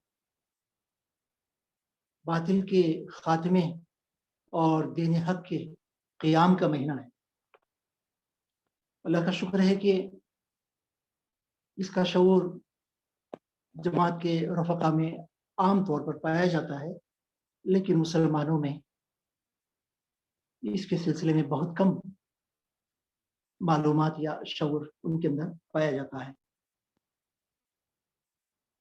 آگے بڑھنے سے پہلے آئیے ہم سب اللہ کی بارگاہ میں دعا کریں کہ ہمارے ملک عزیز کو، ساری دنیا کو، انسانیت کو کورونا کی اس دوسری لہر اور آنے والی تیسری لہر سے اللہ تعالیٰ نجات عطا فرمائے، اور اس وقت جو پوری دنیا کے حالات ہیں، خاص طور پر ہمارے ملک میں، اللہ تعالیٰ ان سب سے ہمیں چھٹکارا نصیب فرمائے۔ میری گفتگو کا عنوان موجودہ حالات میں دعوت اسلامی کی نئی جہتیں رکھا گیا ہے۔ مجھے بعد میں احساس ہوا کہ اس میں تھوڑی سی ترمیم کی ضرورت یا زیادہ اور بہتر ہوتا کہ موجودہ حالات میں دعوت اسلامی کی اہم جہتیں، نئی جہتیں، اس عنوان پر جو بات بھی میں آپ کے سامنے رکھنے جا رہا ہوں شاید وہ بالکل نئی نہیں ہے، ان کی اہمیت سے ہم واقف ہیں یا ہیں، البتہ عملی طور پر ان کی طرف ہماری توجہ کم رہی ہے. تو بہرحال میں اپنی گفتگو کو آگے بڑھاتا ہوں. موجودہ حالات سے میرے خیال میں ہماری مراد پچھلے 6-7 برسوں کے حالات. 2014 کے بعد اس ملک کا نقشہ بدلنا شروع ہو گیا. ہندوتو تحریک، جارحانہ قوم پرستی اور ایک خاص تہذیب کی بالادستی یا اس کو زبردستی باشندگان ملک پر مسلط کرنے کے لیے جب وہ سرگرم ہوئی ہے تو اس کے بعد ملک کے حالات بہت تیزی کے ساتھ خراب ہوتے چلے گئے.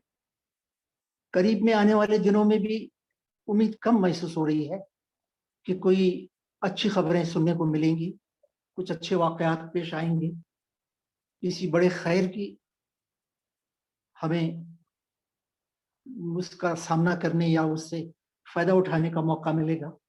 اس کی امید کم ہے. خدا کرے کہ ایسا نہ ہو، لیکن حالات جس رخ پر جا رہے ہیں وہ آپ کے سامنے ہیں.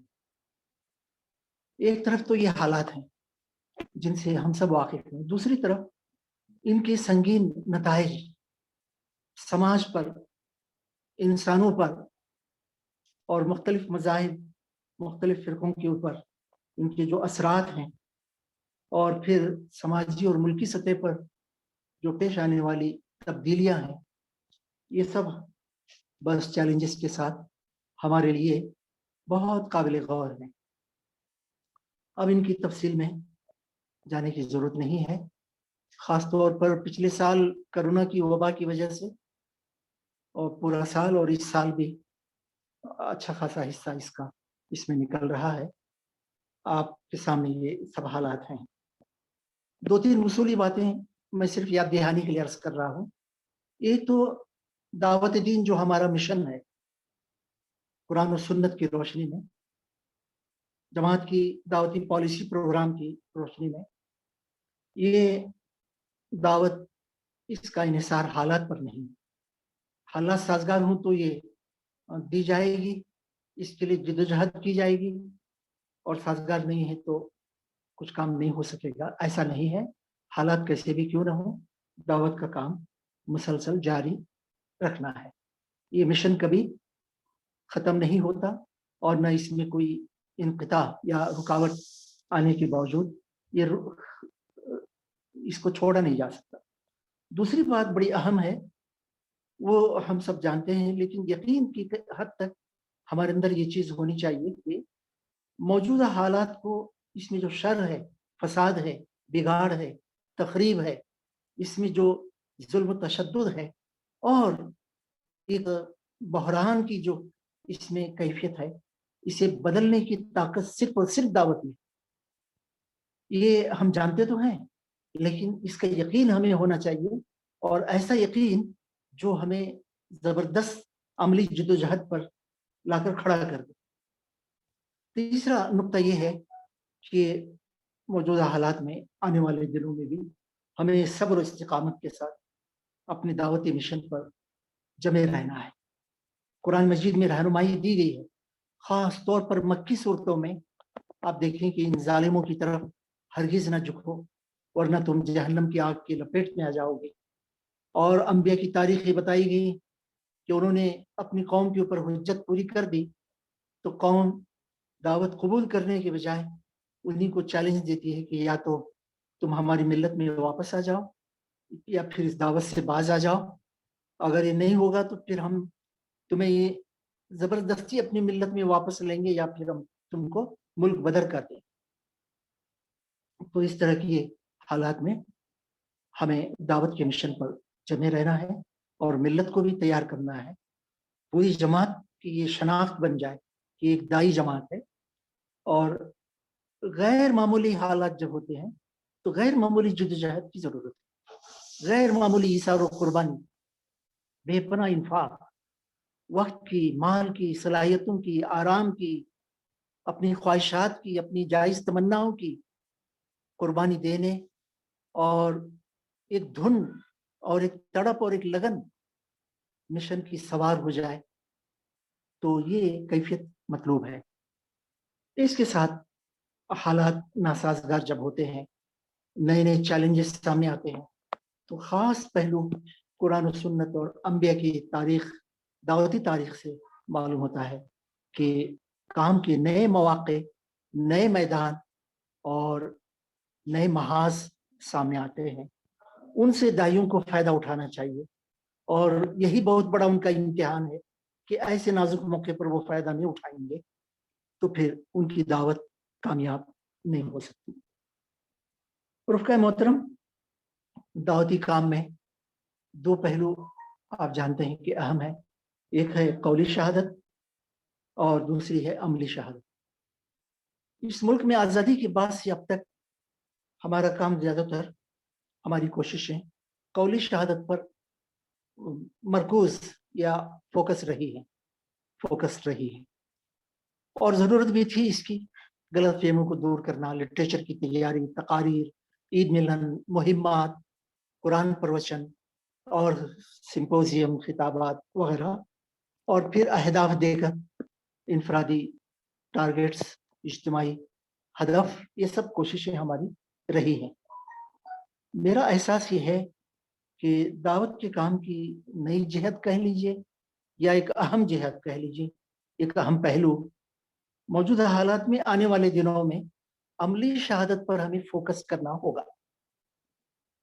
اب ہمارا توازن تھوڑا بگڑ گیا ہے، یعنی ذرا کمی بیشی ہو گئی ہے۔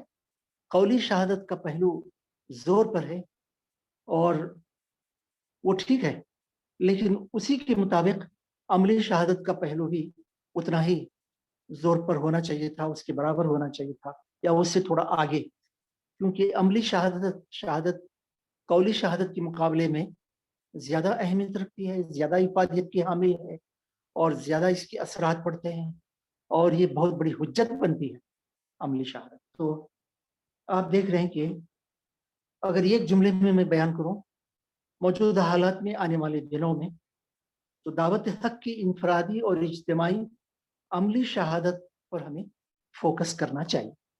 اب اس کے لیے ہمیں کیا کرنا چاہیے، وہ دو چار باتیں میں آپ کے سامنے رکھوں گا، پھر وقت بچا کر ہم تھوڑا سا سوال جواب یا انٹریکشن کر لیتے ہیں۔ عملی شہادت کے لیے ملک کے موجودہ سماجی پس منظر کو آپ دیکھیے۔ میرا خیال ہے ملک میں اخلاق و روحانیت کا دیوالیہ نکل چکا ہے۔ مذاہب موجود ہیں، مذہبی کتابیں موجود ہیں، مذہبی رہنما بھی ہیں، لیکن اخلاق اور روحانیت کا دیوالیہ نکل چکا ہے۔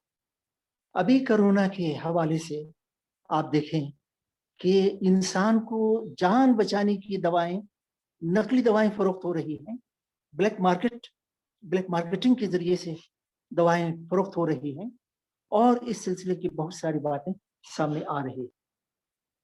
دوسری طرف آپ دیکھیں ظلم و استحصال، تشدد اور بے انصافی بڑھتی چلی جا رہی ہے۔ سیاسی حالات، سماجی حالات، یہ سب آپ کے سامنے ہیں۔ تو ان حالات میں دعوت کی عملی شہادت کی بہت اہمیت ہے، اور یہ عملی شہادت میدان عمل میں جانے سے ہوگی۔ اس عملی شہادت کو اگر ہم صرف جو قولی شہادت کے ذرائع ہیں ان کی مدد سے اگر ہم یہ حاصل کرنا چاہیں گے تو ہم کامیاب نہیں ہو سکتے۔ ہمیں ایک نیا کام شاید کچھ یہ بھی کرنا پڑے گا جو پرانے کام کا تسلسل بھی ہے اور ایک پہلو سے نیا بھی، نئی جہت ہے۔ وہ یہ کہ یہ موجودہ حالات میں ملکی سماج کی بیماریوں کو، خرابیوں کو سامنے رکھ کر کچھ نیا لٹریچر ہمیں تیار کرنا ہوگا جو بہت ہی اپیلنگ ہو اور بہت زیادہ موجودہ خرابیوں کے سلسلے میں وہ ان خرابیوں کے اثرات اور نتائج کو بھی بتائے، اور اس کا علاج خدا پرستی، وحدت الہ، وحدت انسان اور آخرت کی تصور کے ذریعے سے اس کو بڑے پیمانے پر ہمیں عام بھی کرنا ہوگا، علاقائی زبانوں میں بھی اسے پھیلانے کی ضرورت پڑے گی۔ مثال کے طور پر آپ دیکھیں کہ تکثیری معاشرے میں، رورل سوسائٹی میں فرقہ وارانہ ہم آہنگی اور امن و انسانیت، بھائی چارہ، محبت، انسان کی عظمت، اس کا احترام، ख़वातीन का एहतराम, उनके हुकूक का तहफ़्फ़ुज़, कमज़ोर तबक़ात उनके सिलसिले की बातें, गुर्बत का ख़ात्मा और ख़ास तौर पर परस्ती के नुकसान, किसी मखसूस तहज़ीब को ज़बरदस्ती मुसल्लत करने के सिलसिले में जो खराबियाँ पैदा होंगी, बड़ी बड़ी खराबियाँ, और बड़ा नुकसान मुल्क का, समाज का, इंसानियत का होगा। और फिर ख़ास तौर पर शिर्क की तबाहकारियाँ, शिर्क के नतीजे में मादा परस्ती, अबहियत, परमिसिवनेस वगैरह के सिलसिले की बातें। ये तो हमारी तैयारी भी अच्छी होनी चाहिए ताकि हम मुलाकातों में, प्रोग्रामों में और सोशल मीडिया में इन बातों को रख सकें। और दूसरा ये है कि इस पर फोल्डर्स, लिटरेचर, किताबचे वगैरह भी हमारे होना चाहिए। इसके बाद मौजूदा और आने वाले हालात में हमारा जो फोकस होना चाहिए वो मेरे ख्याल में इनफरादी और ख़ानदानी और समाजी सतह पर बरादरान वतन से ज़्यादा ताल्लुकात।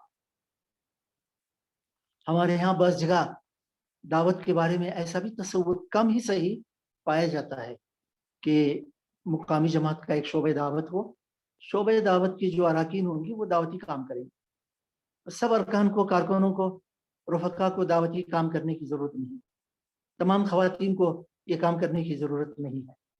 जो शोबे के लोग हैं वो कर लें।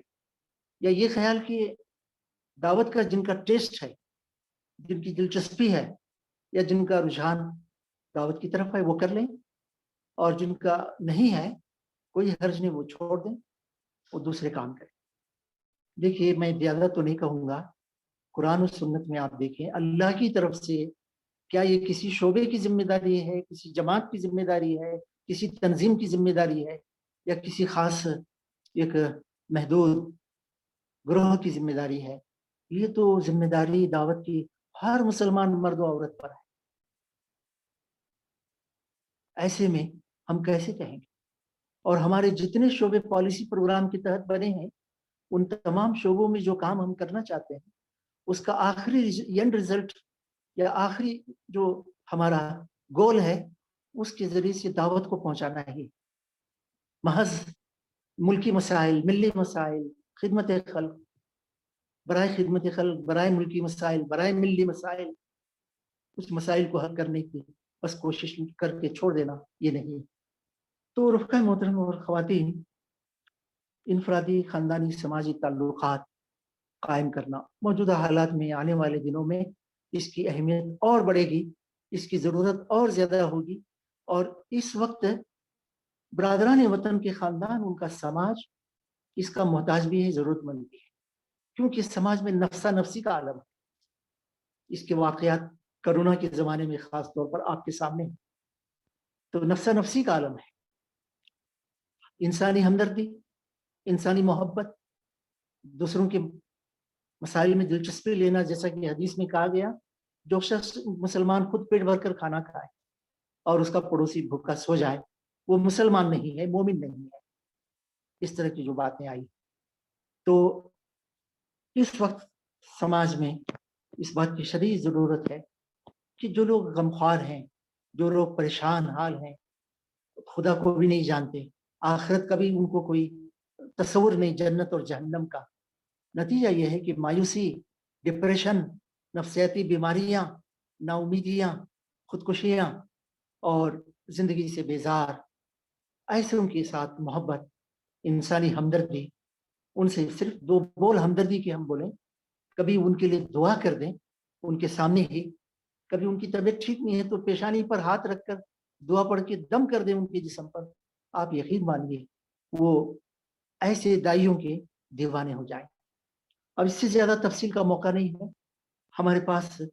इस सिलसिले में बहुत बेहतरीन अमली नक्शा भी दिया गया है पॉलिसी प्रोग्राम में कि हम इनफरादी हदफ पूरा करें अपना, रवाबित का, ताल्लुकात का, ख़ानदानी सतह पर दो एक ख़ानदानों से, उनसे अपनी फैमिली के साथ मिलना जुलना रख लें, खुशी गम में शिरकत करें वगैरह। और इसी तरह से समाज से जुड़ें। हम समाज से बिल्कुल कटे हुए हैं।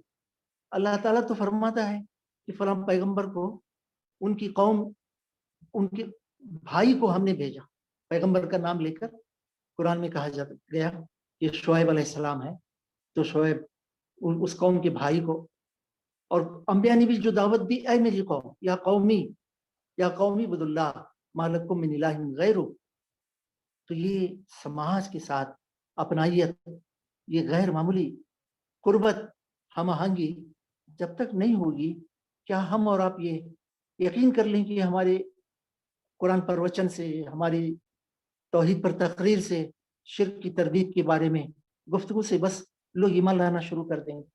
آپ سوچیے۔ دوسری بات یہ ہے کہ دوسری جہت دعوت کی، اس سماج اور اس ملک کے مسائل میں ہم دلچسپی لیں۔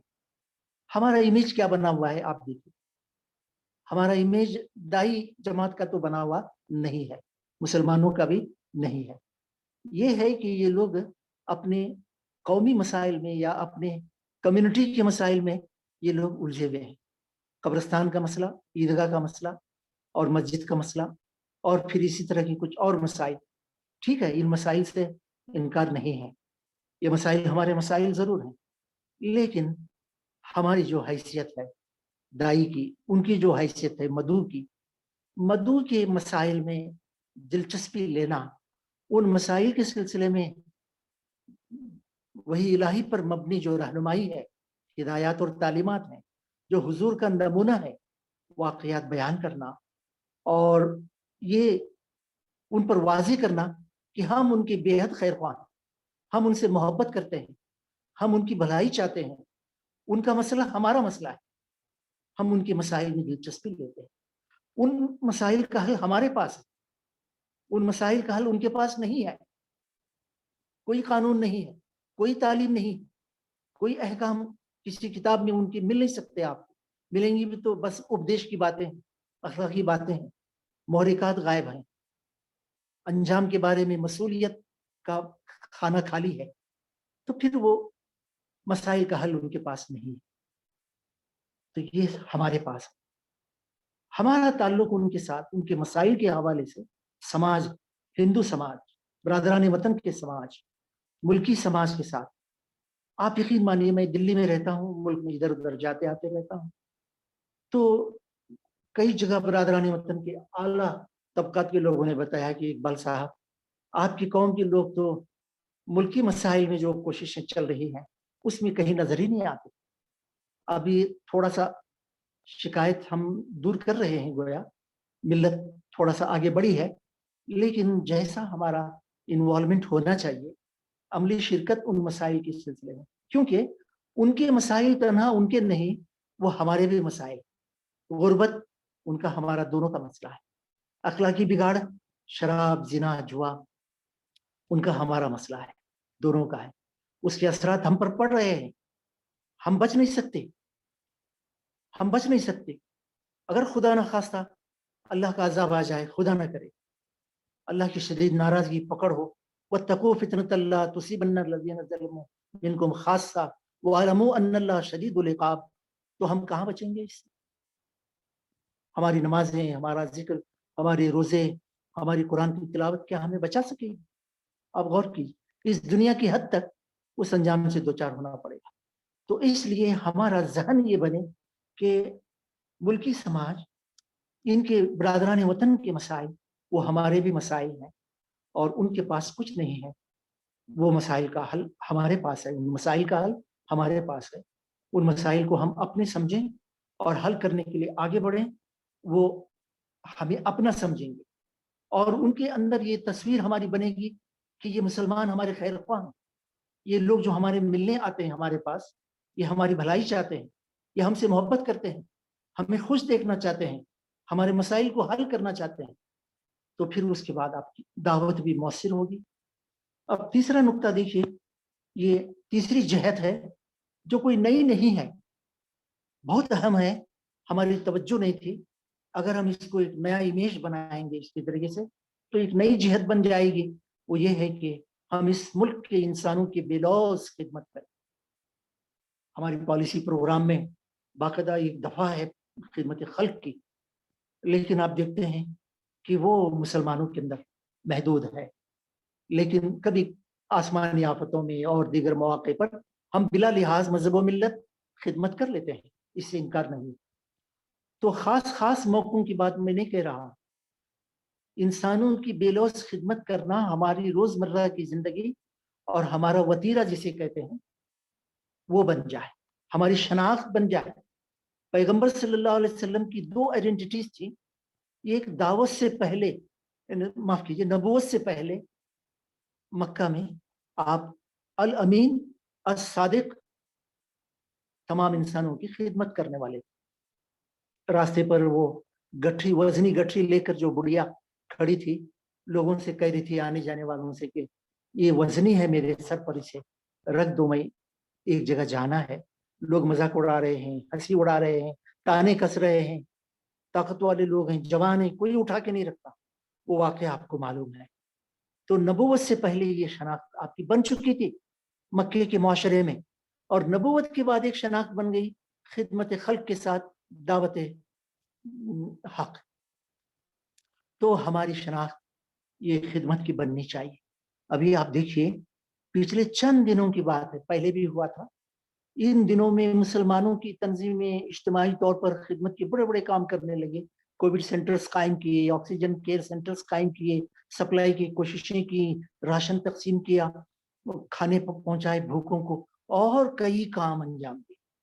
और इधर मुसलमानों ने पूरे मुल्क में जगह जगह इनफरादी तौर पर छोटे छोटे ग्रुप बनाकर काम करना शुरू कर दिया। एक साहब ने 80 लाख से ज्यादा अपने जाती पैसे खर्च करके, वो 400 करोड़ की मिल्कियत की एक कंपनी चलाते हैं, उन्होंने ऑक्सीजन अस्पतालों को सप्लाई की फ्री। अस्पतालों ने बिल देना चाहा, उन्होंने कहा कि इस्लाम के अंदर ज़कात फर्ज है, मैंने ज़कात निकाली, उन पैसों से ये दिया हूं, आप मुझे पैसे मत दीजिए, मैंने अल्लाह की रजा के लिए काम किया। बड़े पैमाने पर पूरे मुल्क में मुसलमानों ने बरादरान वतन की नाशों को जो मरने के बाद उनके रिश्तेदार, उनके अपने बेटे, उनकी अपनी औलाद, कोई करीब आने रिश्तेदार तैयार नहीं, ये आगे बढ़ते हैं और उनको ले जाकर चिता में उनकी आखिरी यानी जलाने का रस्म अदा करते हैं। इफ्तार का वक्त तक आ जाता है, इफ्तार कर लेते हैं और वो काम जारी रखते हैं। आप सोचिए, मीडिया ने इसको बहुत बुरी तरह से, यानी बहुत शिद्दत के साथ कहा कि जिन तबलीगियों को, जिन जमातियों को, जिन मुसलमानों को तुम पिछले साल मीडिया के लोग इतना जलील बदनाम कर रहे थे, इतना जहर नफरत का फैला रहे थे, आज वही लोग मुसलमान पूरे मुल्क में खिदमत कर रहे हैं और कुछ बदला नहीं चाहते, बस इंसानियत के नाते कर रहे हैं। तुम्हें शर्म आनी चाहिए। अब आप देख रहे हैं कि बड़े पैमाने पर ही हो रहा है।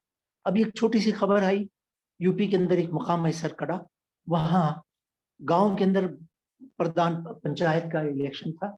80% गैर मुस्लिम आबादी, बरादरानी वतन की 20% मुसलमान आबादी, एक आलिम दीन रुकने जमात हैं और मारूफ हैं, उनके बेटे को वहां लोगों ने पंचायत की प्रधान के लिए मुंतखब कर लिया और उनके बरादरानी वतन के वोटों ने वोट डाले गए बड़ी तादाद में, और उन्होंने तारीखी रिकॉर्ड फतह वहां हासिल की। अब आप बताइए, उनके अखलाक पहले से मौलाना के, वो रुकन जमात के, और मौलाना मेरे भी दोस्त हैं, मुलाकात होती रहती है दिल्ली में, तो उनके बेटे के अखलाक, उनके खानदान के अखलाक लोगों के ऊपर पहले से वो वहाँ आमतौर पर मालूम था। तो रुफ़क़ाए मोहतरम, ये तीसरा काम इंसानों की खिदमत, इसमें ज़बरदस्त अल्लाह ताला ने कशिश रखी है। हम ये भी जज्बा नहीं रख रहे हैं कि हम खिदमत करेंगे, वो दावत कबूल कर लें। कुरान ने रहनुमाई की, वो दावत कबूल करते हैं, हिदायत कबूल करते हैं, नहीं करते हैं, वो अल्लाह का, उनका मामला है, उसे तुम छोड़ दो। दीन का, ईमान का बुनियादी तकाजा है, दाई की ये बुनियादी जिम्मेदारी है कि अल्लाह के बंदों से मोहब्बत हो, उस मोहब्बत के नतीजे में वो एक तरफ जहन्नम के आग से उनको बचाने की कोशिश में दावत पहुंचाता है, अमली नमूना पेश करता है, और उनके मसाइल में सब शब रोज हल करने की कोशिश करता है, उनकी खुशी गम को शेयर करता है। तो ये था। अब इसके साथ साथ एक नई जिहत कह सकते हैं कि सोशल मीडिया दावत के फ़रोग़, दावत के तारुफ और दावत के सिलसिले में बहुत सारी बेहतरीन तालीमात को पेश करने का ज़बरदस्त मौका है। अल्लाह के नबी सल्लल्लाहु अलैहि वसल्लम ने पेशेनगोइयों में फरमाया था, एक ज़माना आएगा अल्लाह ताला मेरे इस दीन को हर कच्चे पक्के घर में दाखिल फरमाएगा और इज्जत वाले को इज्जत देकर और दीगर को जिल्लत के साथ ही सही वो इस्लाम कबूल कर लेंगे। एक और पेशन गोई में फरमाया कि अल्लाह ताला ने जमीन के मशरिक और मगरिब को मेरे सामने एक जा करके इकट्ठा करके पेश फरमा दिया। मैंने देखा कि मेरा दीन वहां फैल गया है। अल्लाह ने मेरी उम्मत को सुर्ख खजाने, सफेद खजाने, दोनों तरह के खजाने अता फरमाए हैं। अल्लाह अकबर, ये दावत इस्लामी गलबे की बात है। इस गलबे के जरिए से दुनिया के वसाइल उम्मत के हाथ में, दाइयों के पास आने की बात है। बहुत बड़ी बात है। इस तरह की पेशन गोइयां और भी हैं।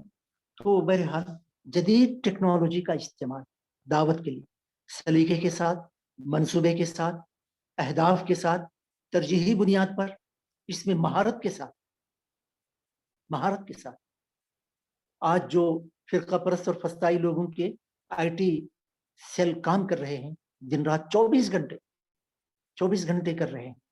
हम 48 घंटे काम करने का अज़्म कर, कमर कस लें कि हम 48 घंटे काम करेंगे इंशाल्लाह दावत के लिए, गलत फहमियों को दूर करने के लिए, सही पैगाम को आम करने के लिए।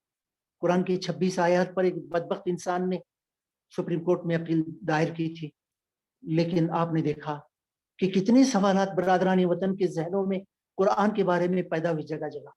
मुसलमानों ने एहतजाज किए, प्रोटेस्ट किए, मार्च किया, जुलूस निकाला, उसको मलून कहा, उसको लानत बरसाई, उसे कुत्ते की एक सर पर उसकी बदबख्त इंसान की फोटो रखकर उसकी तज़हीक तजलील की। लेकिन क्या इससे बरादरान वतन के सवालात के जवाब मिल गए कि क्या कुरान कैसी किताब है? उनका सवाल है, क्या वाकई कुरान में नौज़बिल्लाह मुज़ाद तालीमात दी गई हैं? इंसानियत की बातें भी हैं, पकड़ो मारो कत्ल करो जान ले लो, ऐसी बातें हैं कुरान में? कुरान का पैगाम क्या है? कुरान किस तरह के इंसान बनाती है वगैरह। तो ये सवालात तो अपनी जगह बाकी रह गए। मुसलमानों ने इस मौके से फायदा उठाकर कुरान की तालीम को पहुंचाना, कुरान के तर्जुमे उनके फोकस ग्रुप में पहुंचाना, मजहबी रहनुमा, वकला, जजेस, पुलिस ऑफिसर्स, सहाफी, बड़े बड़े इंतजामिया के लोगों में। तो रुफ़क़ाए मोहतरम, मेरा वक्त ख़त्म हो रहा है। तो जदीद टेक्नोलॉजी को सलीके के साथ, महारत के साथ, दूसरों से आगे बढ़कर दावत हक के लिए इसका इस्तेमाल करना, इनफरादी सतह पर भी, इज्तिमाई सतह पर भी, सोशल मीडिया के मुख्तलिफ प्लेटफॉर्म्स के जरिए, यूट्यूब है, फेसबुक है, ट्विटर है।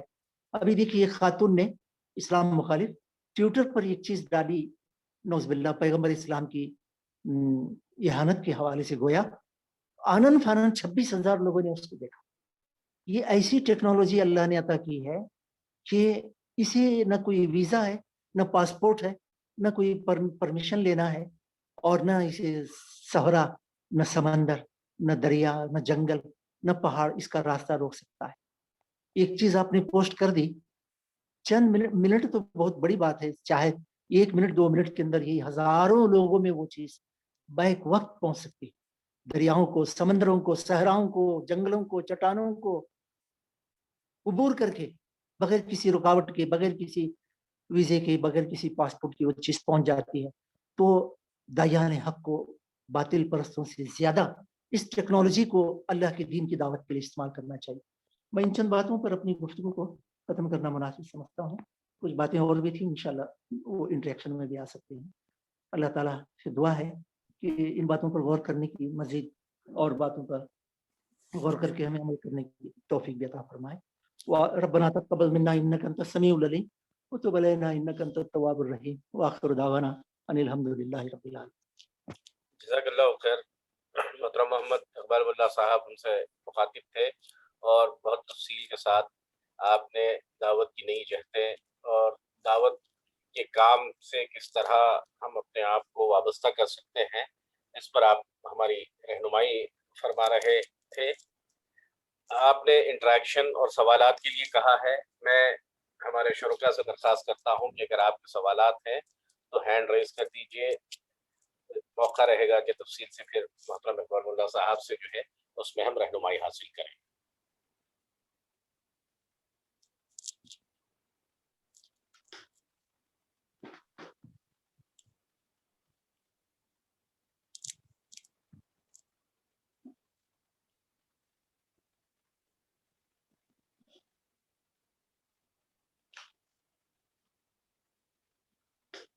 جی ضیاء الرحمان سلیم صاحب ہمارے درمیان ہیں. ضیاء صاحب آپ اپنے آپ کو انمیوٹ کر سکتے ہیں. السلام علیکم ورحمۃ اللہ وبرکاتہ. وعلیکم السلام. مولانا آپ سے ایک سوال ہے جی کہ ہم مسلمانوں میں عام طور پہ یہ دیکھا جاتا ہے کہ ہم میں انسانی ہمدردی کا جذبہ ہی مفقود ہوتا چلا جا رہا ہے. اس طرح کا ایسا میرا خیال ہے اور ایسا محسوس کرتا ہوں. اگر یہ انسانی ہمدردی کا جذبہ ہم میں پیدا ہو جائے تو ہمارے تعلقات سب سے پہلے تو ہمارے گھر کے اندر اچھے رہیں گے, ہمارے محلے میں اچھے رہیں گے, معاشرے میں سدھار آئے گا اور برادران ملت میں بھی یہ جذبہ کام کرے گا. جب ہم میں انسانی ہمدردی ہی نہیں ہے تو آپ لاکھ غیر مسلموں میں برادران وطن میں کام کرنے کی کوشش کریں گے لیکن ہم اپنے معاشرے کو میں وہ کردار ادا نہیں کر سکتے. تو انسانی ہمدردی کا جذبہ پیدا کرنے کے لیے ہم کو کیا کرنا چاہیے؟ ہمارے اپنے معاشرے میں سب سے پہلے ہم یہ دیکھتے ہیں کہ صبر و تحمل ہمارے میں بالکل نہیں ہے, برداشت کا مادہ بالکل نہیں ہے. یہ ساری چیزیں بالکل ہم اگر دوسروں کو کمپیئر کرتے ہیں تو ان میں اس کے برخلاف بہت ہی صبر و تحمل ہے, بات کرنے کا انداز بہت ہی میٹھی انداز میں بات کرتے ہیں. تو یہ ساری چیزوں کا یہ حل بتائیے ہم. بسم اللہ الرحمن الرحیم. یہ سوال تو دو چار اور سوالات کو گویا ملا کر ایک جامع سوال ہے. یہ لمبی گفتگو بھی چاہتا ہے, جواب میں اس وقت میں موقع نہیں ہے. ایک بات تو یہ ہے کہ مسلمانوں میں انسانی ہمدردی کا جذبہ بالکل مفقود ہے یا نہیں ہے, اس سے اتفاق کرنا مشکل ہے. مسلمانوں میں آپ دیکھتے ہیں کہ سابق کے مقابلے میں موجودہ پچھلے چند برسوں سے انسانی ہمدردی کا جذبہ پہلے سے زیادہ پیدا ہو رہا ہے. مجموعی طور پر ہماری امیج یا ہماری شناخت یہ نہیں بنی کہ مسلمان انسانوں سے ہمدردی رکھنے والے, محبت کرنے والے ایک جماعت ہیں یا گروہ ہیں, ایک کمیونٹی ہے, یہ نہیں. لیکن پھر اس کے باوجود آج کے موجودہ حالات میں بھی آپ دیکھ رہے ہیں مسلمان بڑھ چڑھ کر انسانی ہمدردی کے بہت سارے کام انجام دے رہے ہیں. جس پیمانے پر ہونا چاہیے تھا اس پیمانے پہ نہیں ہے. اب دوسرا پہلو آپ کی گفتگو کا وہ صبر ہے اور تحمل ہے, برداشت ہے اور نرمی. مجھے اتفاق ہے آپ سے کہ مجموعی طور پر ہماری جو امیج بنی ہے, مسلمان ایک بہت غصہ کرنے والی جذباتی قوم ہے. صحیح یا غلط میں اس بحث میں خود بھی نہیں پڑھنا چاہتا, لیکن امیج بنی. کیسے میں آپ کو بتاتا ہوں. ایک دفعہ میں دلی سے 40 کلومیٹر دور گیا ایک گاؤں میں. وہاں کئی ایسے احباب اور خواتین تھے جنہوں نے دین حق کو قبول کیا تھا. تو خاص مولانا کوثر یزدانی صاحب مرحوم علیہ الرحمہ, وہ اور میں دونوں وہاں پہنچے. پہنچ کر ہم لوگوں نے کافی لمبی گفتگو کی, کیسے آئے, کیا چیز ان کو متاثر کی, کس تعلیم نے ان کو زیادہ اثر ڈالا اسلام کی, اور پہلے کیا تھے ان کے تصورات وغیرہ. بہت لمبی گفتگو ہوئی. آخر میں ایک بات ہم لوگوں نے پوچھی کہ بھئی آپ تو نئے سے مسلم سوسائٹی میں آئے ہیں, آپ یہ بتائیے, ہم تو پیدائشی مسلمان ہیں, آپ یہ بتائیے مسلمانوں کی کون سی چیز آپ کو اچھی نہیں لگتی, جو بہت خراب لگتی ہے یا آپ ڈرتے ہیں, اس سے پریشانی ہوتی ہے. تو انہوں نے بغیر کسی یعنی تو اس کے ڈیلے کے فوراً کہا کہ مولانا صاحب, مسلمانوں میں جو غصہ ہے ان کے غصے سے ہمیں بہت ڈر لگتا ہے. ایک دم جذبات میں آتے ہیں, ادھر بات کرو دوسرے ہی لمحے تیسرے لمحے ایک دم آستین چڑھا لیتے ہیں, ہمیں اس سے بہت ڈر لگتا ہے. تو ہمیں کوئی یہ نہیں ہوا ہے, نہیں ہنسی یا یہ, بلکہ بہت سیریسلی ہم نے محسوس کیا کہ انہوں نے بالکل صحیح بات کر دی, ہماری بہت بڑی کمزوری پر انگلی رکھ دی. تو اب یہ چیز تو ہے, ہمیں ماننا پڑے گا. اب اس کو کیسے دور کریں؟ اب آپ دیکھیے, اصلاح معاشرہ کا لمبا پروگرام ہے, اسلامی معاشرے کی بھی بہت ساری چیزیں ہیں. ہمیں اسلام کی جو اخلاقی صفات ہیں مومن کے, انفرادی اجتماعی زندگی کے, بڑے پیمانے پر اس کا شعور بیدار کرنا ہوگا. اور جن کمزوریوں کا تذکرہ آپ نے فرمایا ہے, ان کمزوریوں کے سلسلے میں بتانا ہوگا کہ نماز روزی کی پابندی کے باوجود وہ کمزوریاں ہمیں لے ڈوبیں گی. دنیا میں بھی ہم بچ نہیں سکیں گے اور آخرت میں تو بری طرح سے ہماری پکڑ ہوگی. اس لیے ہم غصہ, عدم برداشت, جذبات تو ہوں گے, جذباتیت, غلو اس میں, اور ایک دم مشتعل ہونا. ابھی آپ دیکھیے, چند مہینے پہلے کی بات ہے, بہت پرانی نہیں, ایک بڑے شہر میں نبی صلی اللہ علیہ وسلم کی شان میں گستاخی کی, کوئی کارٹون اخبار میں. ہونا تو یہ چاہیے تھا کہ وہ اخبار والے سے ملتے اور جس نے کیا اس سے ملتے, سمجھاتے, بتاتے, معافی نامہ آتا اور وہ چیز ختم ہوتی. اس کے بجائے ایک بڑا ہجوم مسلمان نوجوانوں کا ہوا اور توڑ پھوڑ کی, 3000 کے قریب, اس میں کئی گرفتار ہو گئے اور آگ لگا دی. اور پھر اس کے بعد میں وہاں اعلان ہوا کہ جتنا پراپرٹی کا لاس ہوا ہے, کئی کروڑ روپے کا, وہ سب جو گرفتار کر کے لوگ رکھے گئے ہیں, جوان لوگ, ان سب سے, ان کی پراپرٹی سے اس کو لے کر اس میں بھرپائی کی جائے. اب بتائیں کیا ہوا؟ ان کو تو پتہ ہی نہیں کہ بھئی یہ توہین رسالت بھی, اور یہ پیغمبر کون ہے, ان کی تعلیم کیا ہے, ان کے سلسلے میں مسلمانوں کی عقیدت, جذبات کیا ہے, ان کے احسانات مسلمانوں پر نہیں, پوری دنیا انسانیت پر. یہاں رام جی کی جو شخصیت ہے, ان کی جو اچھے کچھ اخلاق برادران وطن کے سامنے ہیں, تو ان کو بھگوان کا اوتار بنا لیا, بھگوان بنا لیا. کرشن کی ان کی جو کچھ خصوصیات ہیں, ان کو بھگوان کا اوتار بنا لیا. شخصی ہیرو ورشپ اس قوم کے اندر ہے. اگر پیغمبر صلی اللہ علیہ وسلم کی واقعات, ان کی سیرت اور مبارک زندگی کو پیش کیجئے, یہ قوم ان کو اپنا ہیرو بنا لے گی, یعنی ان کو اپنا محبوب بنا لے گی. آئے دن یہ مسئلہ ہی ختم ہوگا. تو ہمیں بڑے پیمانے پر مسلمانوں میں شعور پیدا کرنا ہوگا. صحیح دین, تصورات, اخلاقی تعلیمات اسلام کی, اخلاق کے بغیر یہ نماز, روزہ, حج, زکوٰۃ کا کیا درجہ ہے, کیا مقام ہے دنیا میں, آخرت میں, یہ بتانا ہوگا. اور صبر کے ساتھ انشاءاللہ اصلاح ہوگی. اگلا سوال ہمارا سید مسیح الدین صاحب کا ہے. مسیح الدین صاحب, آپ اپنے آپ کو انمیوٹ کیجیے. السلام علیکم مولانا.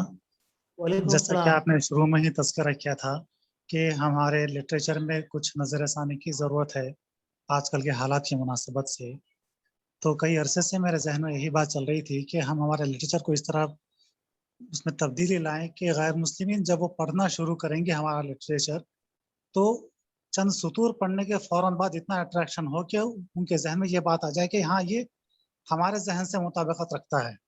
اگر ہم سیرت النبی کا کتابچہ دیتے ہیں, ہمارے انداز میں اگر پیش کرتے ہیں, عام مسلمانوں کو جس انداز سے پیش کیا جاتا ہے, تو وہ لوگ, ان کے لیے وہ اس میں کوئی اٹریکشن نہیں ہے.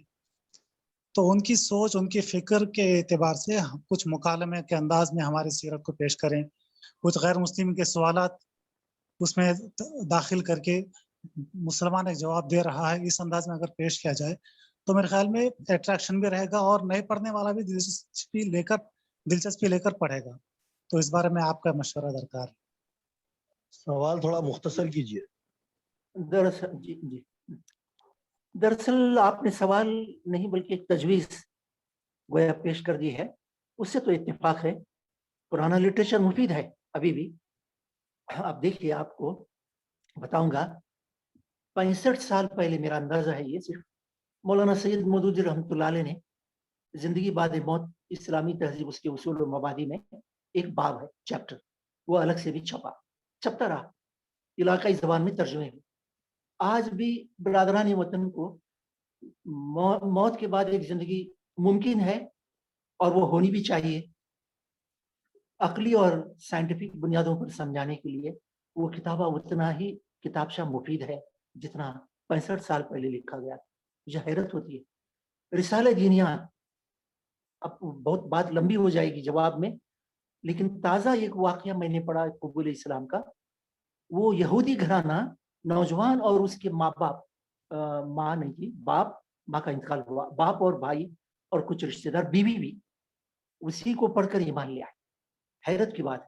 تو پرانے لٹریچر سے ہم فائدہ اٹھائیں اور نیا لٹریچر نئے اسلوب میں آج کے ذہن کو, نفسیات کو, رجحانات کو سامنے رکھ کر برادران وطن کے تیار کریں. عناوین بھی کچھ نئے عناوین بھی ہوں. بس اتنا ہی میں کہہ سکتا ہوں, اس سے اتفاق ہے.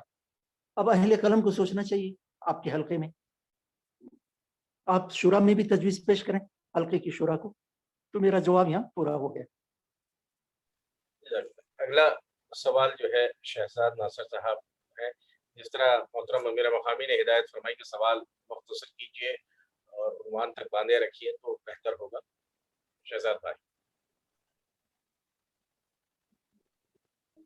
السلام علیکم. وعلیکم السلام. اقبال بھائی, شہزاد ناصر بات کر رہا ہوں. جی ہاں جی ہاں. تقریباً 30-35 سال کے بعد آپ سے ملاقات ہو رہی ہے. اچھا, الحمدللہ. سندھنور کے اجتماع میں ملاقات کی تھی جب بالکل آپ جوانی کے عالم میں تھے, ماشاءاللہ. ابھی بھی جوان ہوں. جی فرمائیے.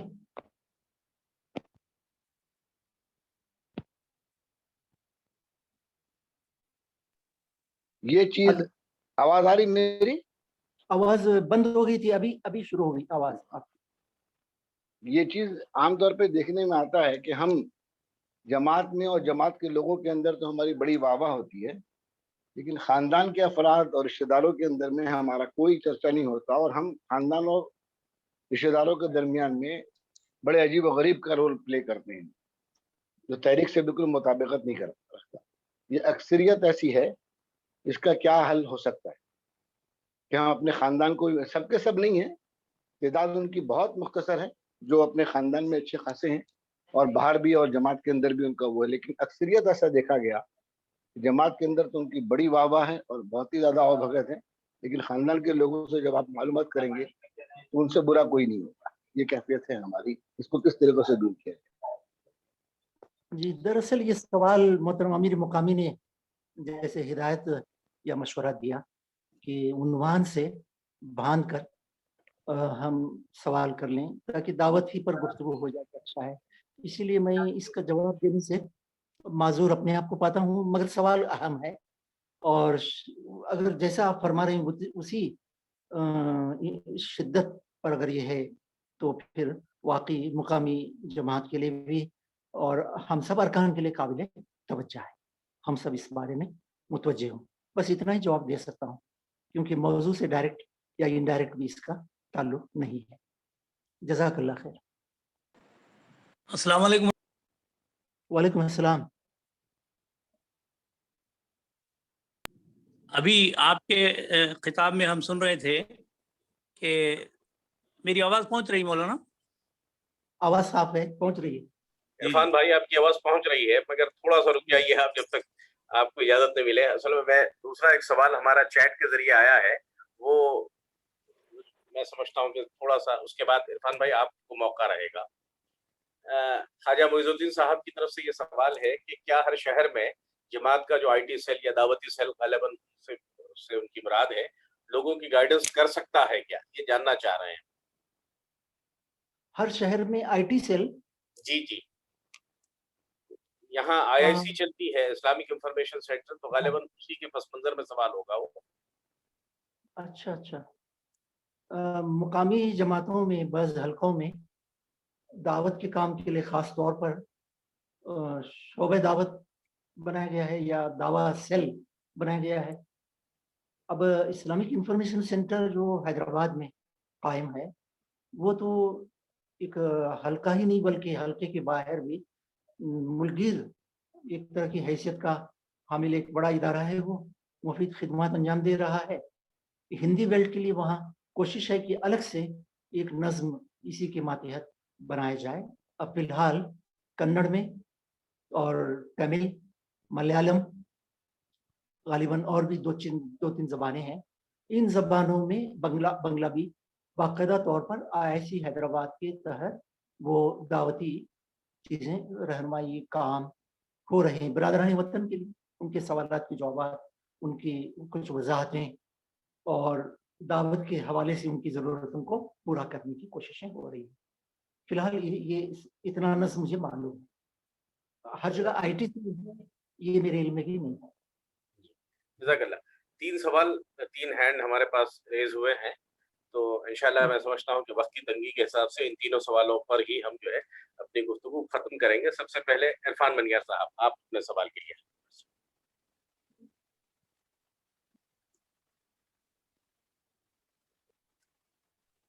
السلام علیکم. वालेकुम अस्सलाम। जी मौलाना, आपकी गुफ्तगू और खिताब में हम सुन रहे थे कि दावत का काम जो है पूरी मिल्लत का काम है, तो मिल्लत का सवाद आज़म इससे जो है नाबलद है, और इसका फ़हम और इदराक मिल्लत के सवाद आज़म में नहीं पाया जाता। मिल्लत के सवाद आज़म तो दरकिनार, मिल्लत के सरबराहान मिल्लत के अंदर जो है इसका फ़हम और शऊर कितना पाया जाता है, एक बात तो ये है। दूसरी बात ये है, अगर ये नहीं पाया जाता है तो शोबे दावत या जमात इस्लामी हिंद ने कोई लाहे अमल बनाया है कि सरबराहान मिल्लत के अंदर इस फ़हम को, शऊर को जो है बेदार किया जाए? तो दूसरे स्टेज पे जो है फिर सवाद आज़म के शऊर को बेदार करने की बात आती है। एक सवाल तो ये है। दूसरा सवाल ये है कि बरादरान वतन अगर जो है इस्लाम के फोल्ड में आते हैं तो हमारा ये मौजूदा इस्लामी माशरा उनको जम करने में कितना जो है कामयाब है? ये मेरे दो सवालात हैं। पहले मैं दूसरे सवाल को ही ले लेता हूँ कि बरादरान वतन में से जो शहादत अदा करके दावत हक कबूल करके आते हैं, उनको नौ मुस्लिम कहना तो मुनासिब नहीं है। नौ हिदायत याफ्तगान, नौ वारिदीन थोड़ा सा कह सकते हैं, वो भी मुसलमान ही है। तो उनको मुस्लिम माशरा अभी तैयार नहीं है। मुस्लिम माशरे में इस्तिस्ना है, यानी एक्सेप्शनल ऐसे केसेस हैं। उसके अलावा उमूमी तौर पर पसंद तो किया जाता है कि लोग इस्लाम में आए। आने वालों के मसाइल को हल करना, उनको सहारा देना, उनके दुख दर्द को समझना, उनकी ज़रूरतों को पूरा करना, उनकी परेशानियों का हल निकालना, इसमें माशरा पीछे है। अब मुझे जो पूरे मुल्क में नज़र आता है, जमात इस्लामी हिंद के कुछ इज्तिमाई कोशिशें हैं, उन कोशिशों के ज़रिए केरला में, तेलंगाना या फिर इधर महाराष्ट्र, कर्नाटका और दूसरी जगहों पर कोशिशें होती हैं कि उनके मसाइल को हल किया जाए और उनको अकोमोडेट किया जाए, और उनको ये परेशानी ना हो कि भाई हम सब छोड़ छाड़ कर आए, यहाँ तो हमारा कोई नहीं है, अब हम इसमें रह कर क्या करें, चलो वापस चले जाएं, खुदा ना खास्ता। तो ये कैफियत फिलहाल है। अलबत्ता अब मुसलमानों के अंदर हमें इस शऊर को पैदा करना चाहिए, उनके मसाइल के हल के सिलसिले में, उनके अपने अंदर जज्ब करने के सिलसिले में। नबी सल्लल्लाहु अलैहि वसल्लम ने निज़ाम मवाक़ात जो मक्का में भी बना था, निज़ाम मवाक़ात मदीना में तो बड़ी ज़बरदस्त तरीके से हुआ, दुनिया की तारीख में इसकी मिसाल नहीं, वही इसका असल हल है। लेकिन वो हल आप इसलिए अभी कामयाब नहीं हो सकता कि यहाँ दीनी शऊर और दावत के हवाले से मुसलमानों में उसके तकाज़ों के सिलसिले में वो शऊर नहीं है। ये काम हमें करना होगा।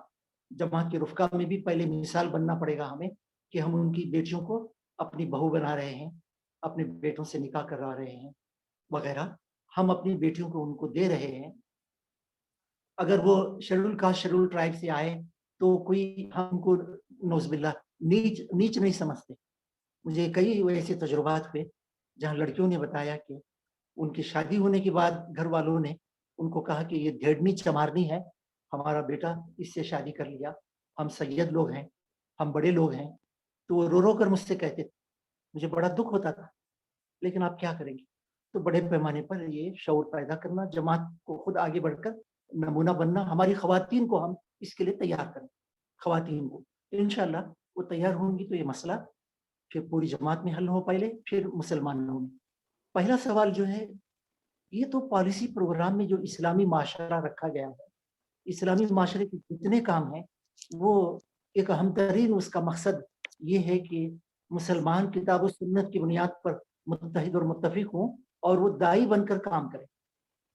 इसके लिए उलमा को, आइम्मा को और दानिशवरों को जमात पहले दिन से मुखातब भी करती है, लिटरेचर भी है, मुलाकातें होती हैं, प्रोग्राम होते हैं, उम्रा हल्का के दौरे, मुजमा ज़िला इलाका, मरकज़ की ज़िम्मेदारों के दौरे, मुअज़्ज़िज़ीन की नशिस्तें, मुहिम्मात में आप देख रहे हैं खुद तेलंगाना में अब ये ट्रेंड बढ़ता चला गया, आंध्रा, महाराष्ट्र वगैरह सब जगह कि मिल्लत को इसमें इन्वॉल्व कर रहे हैं। स्टेज के ऊपर जमीयतुल उलमा हिंद, अहले हदीस, सल्फी, तबलीगी जमात, देवबंदी उलमा इकराम सबको बिठाकर बाकायदा ये तासुर दिया जा रहा है कि ये दावती मुहिम जमात इस्लामी हिंद की नहीं बल्कि पूरी मिल्लत की तरफ से है। تو ये कोशिशें हो रही हैं, हमें इन कोशिशों को और तेज करना चाहिए, ज़्यादा से ज़्यादा इनको बड़े पैमाने पर चाहिए। इंशाल्लाह इसके अच्छे नताइज आएंगे। मुसलमानों के अंदर भी, उलमा आइम्मा में भी दावत का जज्बा बड़ा पैदा हुआ। अभी ये लॉकडाउन लगने से पहले पिछले साल मार्च में मैं फरवरी में दौरे पर था गुजरात की। पहली मर्तबा दीनी मदारिस में मुझे जाने का मौका मिला। वहाँ जमात के अमीर हल्का साथ में थे। बड़े बड़े मदरसे, कदीम 100 साल कदीम मदरसा, जहाँ मुफ्ती अशरफ अली, मुफ्ती नहीं बल्कि अशरफ अली थानी रहमतुल्लाह अलैह की उनकी बनाई हुई एक छोटी इमारत भी, उनके वहाँ क़याम की जगह भी मुझे दिखाई लोगों ने, खैर ढाबे वगैरह। तो वहाँ के उलमा ने जब दावत पर गुफ्तगू सुनी, जमात की कोशिशों के बारे में सुना, तो उन्होंने मुतालिबा किया कि हमें एक ऐसी किताब दीजिए दावत पर जिसको टेक्स्ट बुक के तौर पर हम दीनी मदारिस में पढ़ा सकें, हमारे यहाँ गुजरात में, और दीगर किताबें भी दी। बहुत मुझे खुद हैरत हुई, बहुत दिलचस्पी ली वहाँ के उलमा ने दावत के सिलसिले में। तो ये हर जगह ऐसा हो रहा है, पहले वाली कैफियत नहीं है। ये सवालात हो गए। एक सवाल आखिरी है हमारे मकामी शोबे दावत के ज़िम्मेदार सलीम अहमद खान साहब का सवाल है। अच्छा। सलीम भाई आप सवाल कीजिए। सलीम भाई, सलीम अहमद खान साहब। अस्सलाम वालेकुम रहमतुल्लाहि वालेकुम सलाम। जी मोहतरम मौलाना, अल्हम्दुलिल्लाह यहाँ मकामी तौर पर मलकपेट जमात में हमारे रफ़ा सब मिलकर दावती काम करते हैं। अल्हम्दुलिल्लाह आपके जितने किताबें हैं दावत दीन के सिलसिले में, उस सबका मैंने मुताला किया हूँ। जज़ाकल्लाह खैर, उससे काफ़ी फ़ायदा भी हो रहा है। लेकिन हम जब दावती मैदान में काम करते हैं तो कुछ हमारे अशकाल है, उसके सिलसिले में आपसे रहनुमाई तलब है मुझे। पहली चीज़ ये है कि हम जब यहाँ के दुकानों पर और महल्लों में जाकर लोगों से मिलते हैं तो लोग हमारा वेलकम कर रहे हैं, किसी ने मुखालिफत नहीं की अभी तक हमारी, बल्कि खुशदिली से मिलते हैं, दुकान में बिठाते हैं, कभी मिठाई भी खिलाते हैं, चाय पिलाते हैं। इस तरह से अच्छे ताल्लुक, लोग वेलकम करते हैं कि आप बहुत अच्छे लोग हैं, अच्छा काम कर रहे हैं, इंसानियत की बात कर रहे हैं, सबका खुदा एक है, जो कॉमन बातें हैं वो सब बहुत वेलकम करते हैं। फिर हम कोई किताब अच्छा देखे हम आ जाते हैं। तो मेरा ये अशकाल है कि इतना ही क्या दावत, एक किताब दे दी आगे, आप तो बोलेंगे रवाबित रखना, हाँ ठीक है रखेंगे, लेकिन इतनी बड़ी आबादी में कुछ लोगों से रवाबित रख सकते हैं हम, 2 3 4 5, ये पूरी आबादी सबको भी हम दावत पहुंचाना है। जब अंबिया की ज़िंदगी, जो अंबिया का तरीक़ दावत, खुद आपकी एक किताब भी है उसे पढ़ा, उसके अंदर तो अंबिया जब दावत देते थे तो लोग मुखालिफ करते थे, क्योंकि उनके ख़यालात को, उनके मफाद पर ज़रूरत पड़ती थी, वो लोग मुखालिफत करते थे उसकी। और आज हम दावत दे रहे हैं तो कोई मुखालिफत नहीं करता है। ठीक है, हम भी अच्छे रहें, आप भी अच्छे रहें, इस तरह की बात हो रही।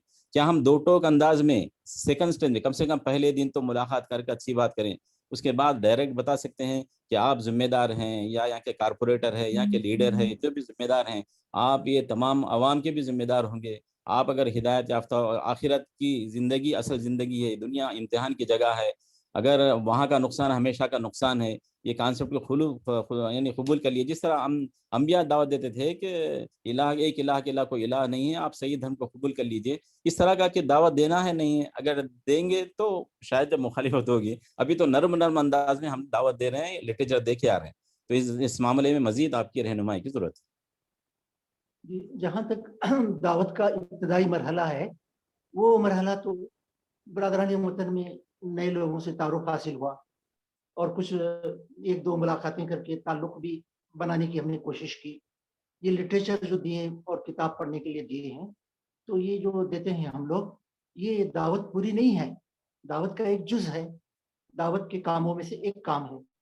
देखिए तरतीब ये बताई गई थी कि ताल्लुकात रवाबित के बाद तौहीद, रिसालत, आखिरत वगैरह ये सब बताकर हम जब उनको और कुछ पढ़ा लेते हैं या कुरान भी तर्जुमे से पढ़ लेते हैं, जब हमारे दिल में ये ख्याल आता है कि इन्होंने इस्लाम को समझ लिया है, तो हमें उनके लिए दुआ भी करना चाहिए और तन्हाई में उनको कहना चाहिए कि आप इस्लाम कबूल कर लीजिए। अब तक जो आपने पढ़ा, जो समझा, उसमें तो यकीनन आप पर वाज़िह हो गया, ये हक़ क्या है और कैसे है, और आखिरत में इसकी अगर कबूल नहीं करेंगे तो क्या अंजाम होगा। तो बड़ी मोहब्बत नरमी से उनके सामने ये बात रखनी चाहिए, कबूल हक़ की। उन पर हक़ की हुज्जत भी पूरी करें, उनके लिए दुआ भी करें और उनसे तन्हाई में ये गुफ्तगू करें। अब तहदीस नेमत के तौर पर अर्ज़ कर रहा हूँ, आपको हौसला मिले। मैंने करीब मुल्क में जो है चंद बड़े-बड़े लोगों से इनफरादी तौर पर गुफ्तगू में یہ کلمہ پڑھنے کے لیے کہا. ان کو بتایا آپ سے میں محبت کرتا ہوں اور آپ سے میرا تعلق ہے اور میں آپ کے آخرت کے انجام کے بارے میں فکر مند ہوں. بڑی خیر خواہی سے میں آپ کے سامنے یہ بات کر رہا ہوں کہ آپ اسلام قبول کر لیں یا کلمہ پڑھ لیں. ایسی کہا میں نے. ان لوگوں میں کسی ایک نے بھی غلط مجھے یعنی برا نہیں مانا. حیرت کی بات ہے میرے لیے بھی. بڑے بڑے لوگ ہیں, ایک بھی برا نہیں مانے, نہ میری دشمنی کی نہ میرے تعلقات ختم کیے. ابھی بھی تعلقات ہیں. ان میں سے دو ایک جو ہے مجھے لگا کہ وہ قریب آ گئے کافی. تو گویا دعوت کی جو کوششیں ہیں, پہلی ہی ملاقات میں ہم کہہ دیں کہ یہ حق ہے, قبول کر لیجئے, جنت میں جائیں گے, نہیں تو جہنم کی آگ میں جلیں گے, حکمت کے خلاف لگتا ہے. حکمت کے خلاف. پہلی ملاقات میں دوستی, تعلق, گھر کے حالات, ہمارے گھر کی چیزیں. اس کے بعد ایک دو ایک ملاقات میں دیکھیے برادران وطن پیار و محبت کے بھوکے ہیں وہ اس ملک میں نے محسوس کیا. وہ ایک سنگدل سماج میں رہتے ہیں تو پیار و محبت کے بھوکے ہیں. ہم رفقا کو سمجھائیے کہ وہ دو چار ملاقاتیں کریں, کچھ پڑھائیں, زبانی گفتگو بھی کریں, حدیث قرآن کی آیت وغیرہ. آخرت پر فوکس کیجیے ہمیشہ. اور ایک مرحلے میں ان کے لیے اللہ سے دعا کر کے تنہائی میں قبول حق کے لیے ضرور بولیے, وہ برا نہیں مانیں گے. اب مخالفت ہو رہی ہے نہیں ہو رہی ہے یہ میرا اور آپ کا کام نہیں ہے, وہ اللہ کے ہاتھ میں ہے. ہم تو دعوت مخالفت ہو اس خیال سے تو دعوت ہم نہیں دیں گے, ہم تو دعوت جہنم کی آگ سے بچانے کے لیے دیں گے. اب اس ملک کی تاریخ بھی عجیب ہے. صحابہ آئے, صحابہ کے بعد تابعین آئے, تب تابعین آئے. دعوت دین کی بنیاد پر کوئی بڑی مخالفت اس ملک میں ہوئی وہ میرا یہ مطالعہ نہیں. چھوٹی موٹی چیز ایک آدھ ہوئی ہے وہ مجھے یاد ہے, لیکن بڑے پیمانے پر کوئی مخالفت ہوئی, دائیوں کو مارا پیٹا گیا, دائیوں کے ساتھ نہیں ہے ایسی کوئی بات. آئندہ بھی یہی رہیں گے حالات. دعوت کھل کر پیش کرنے اور قبول کرنے کے لیے جب کہا جائے تو یہ میں بھی نہیں جانتا, آپ بھی نہیں جانتے, اللہ جانتا ہے.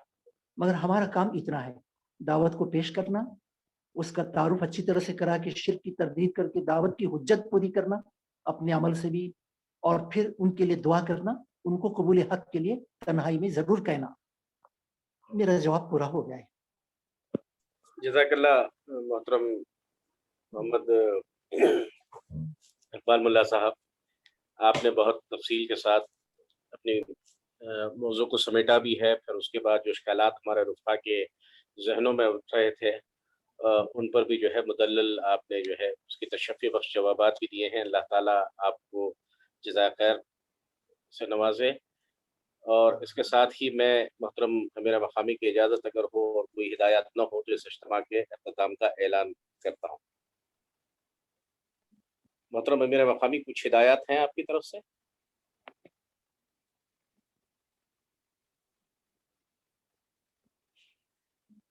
ٹھیک ہے, لگتا ہے کہ جی محترم امیر مقامی کچھ ہدایات ہیں آپ چاہتے ہیں؟ نہیں کچھ نہیں, ختم کر دیجیے. جزاک اللہ. جزاک اللہ خیر.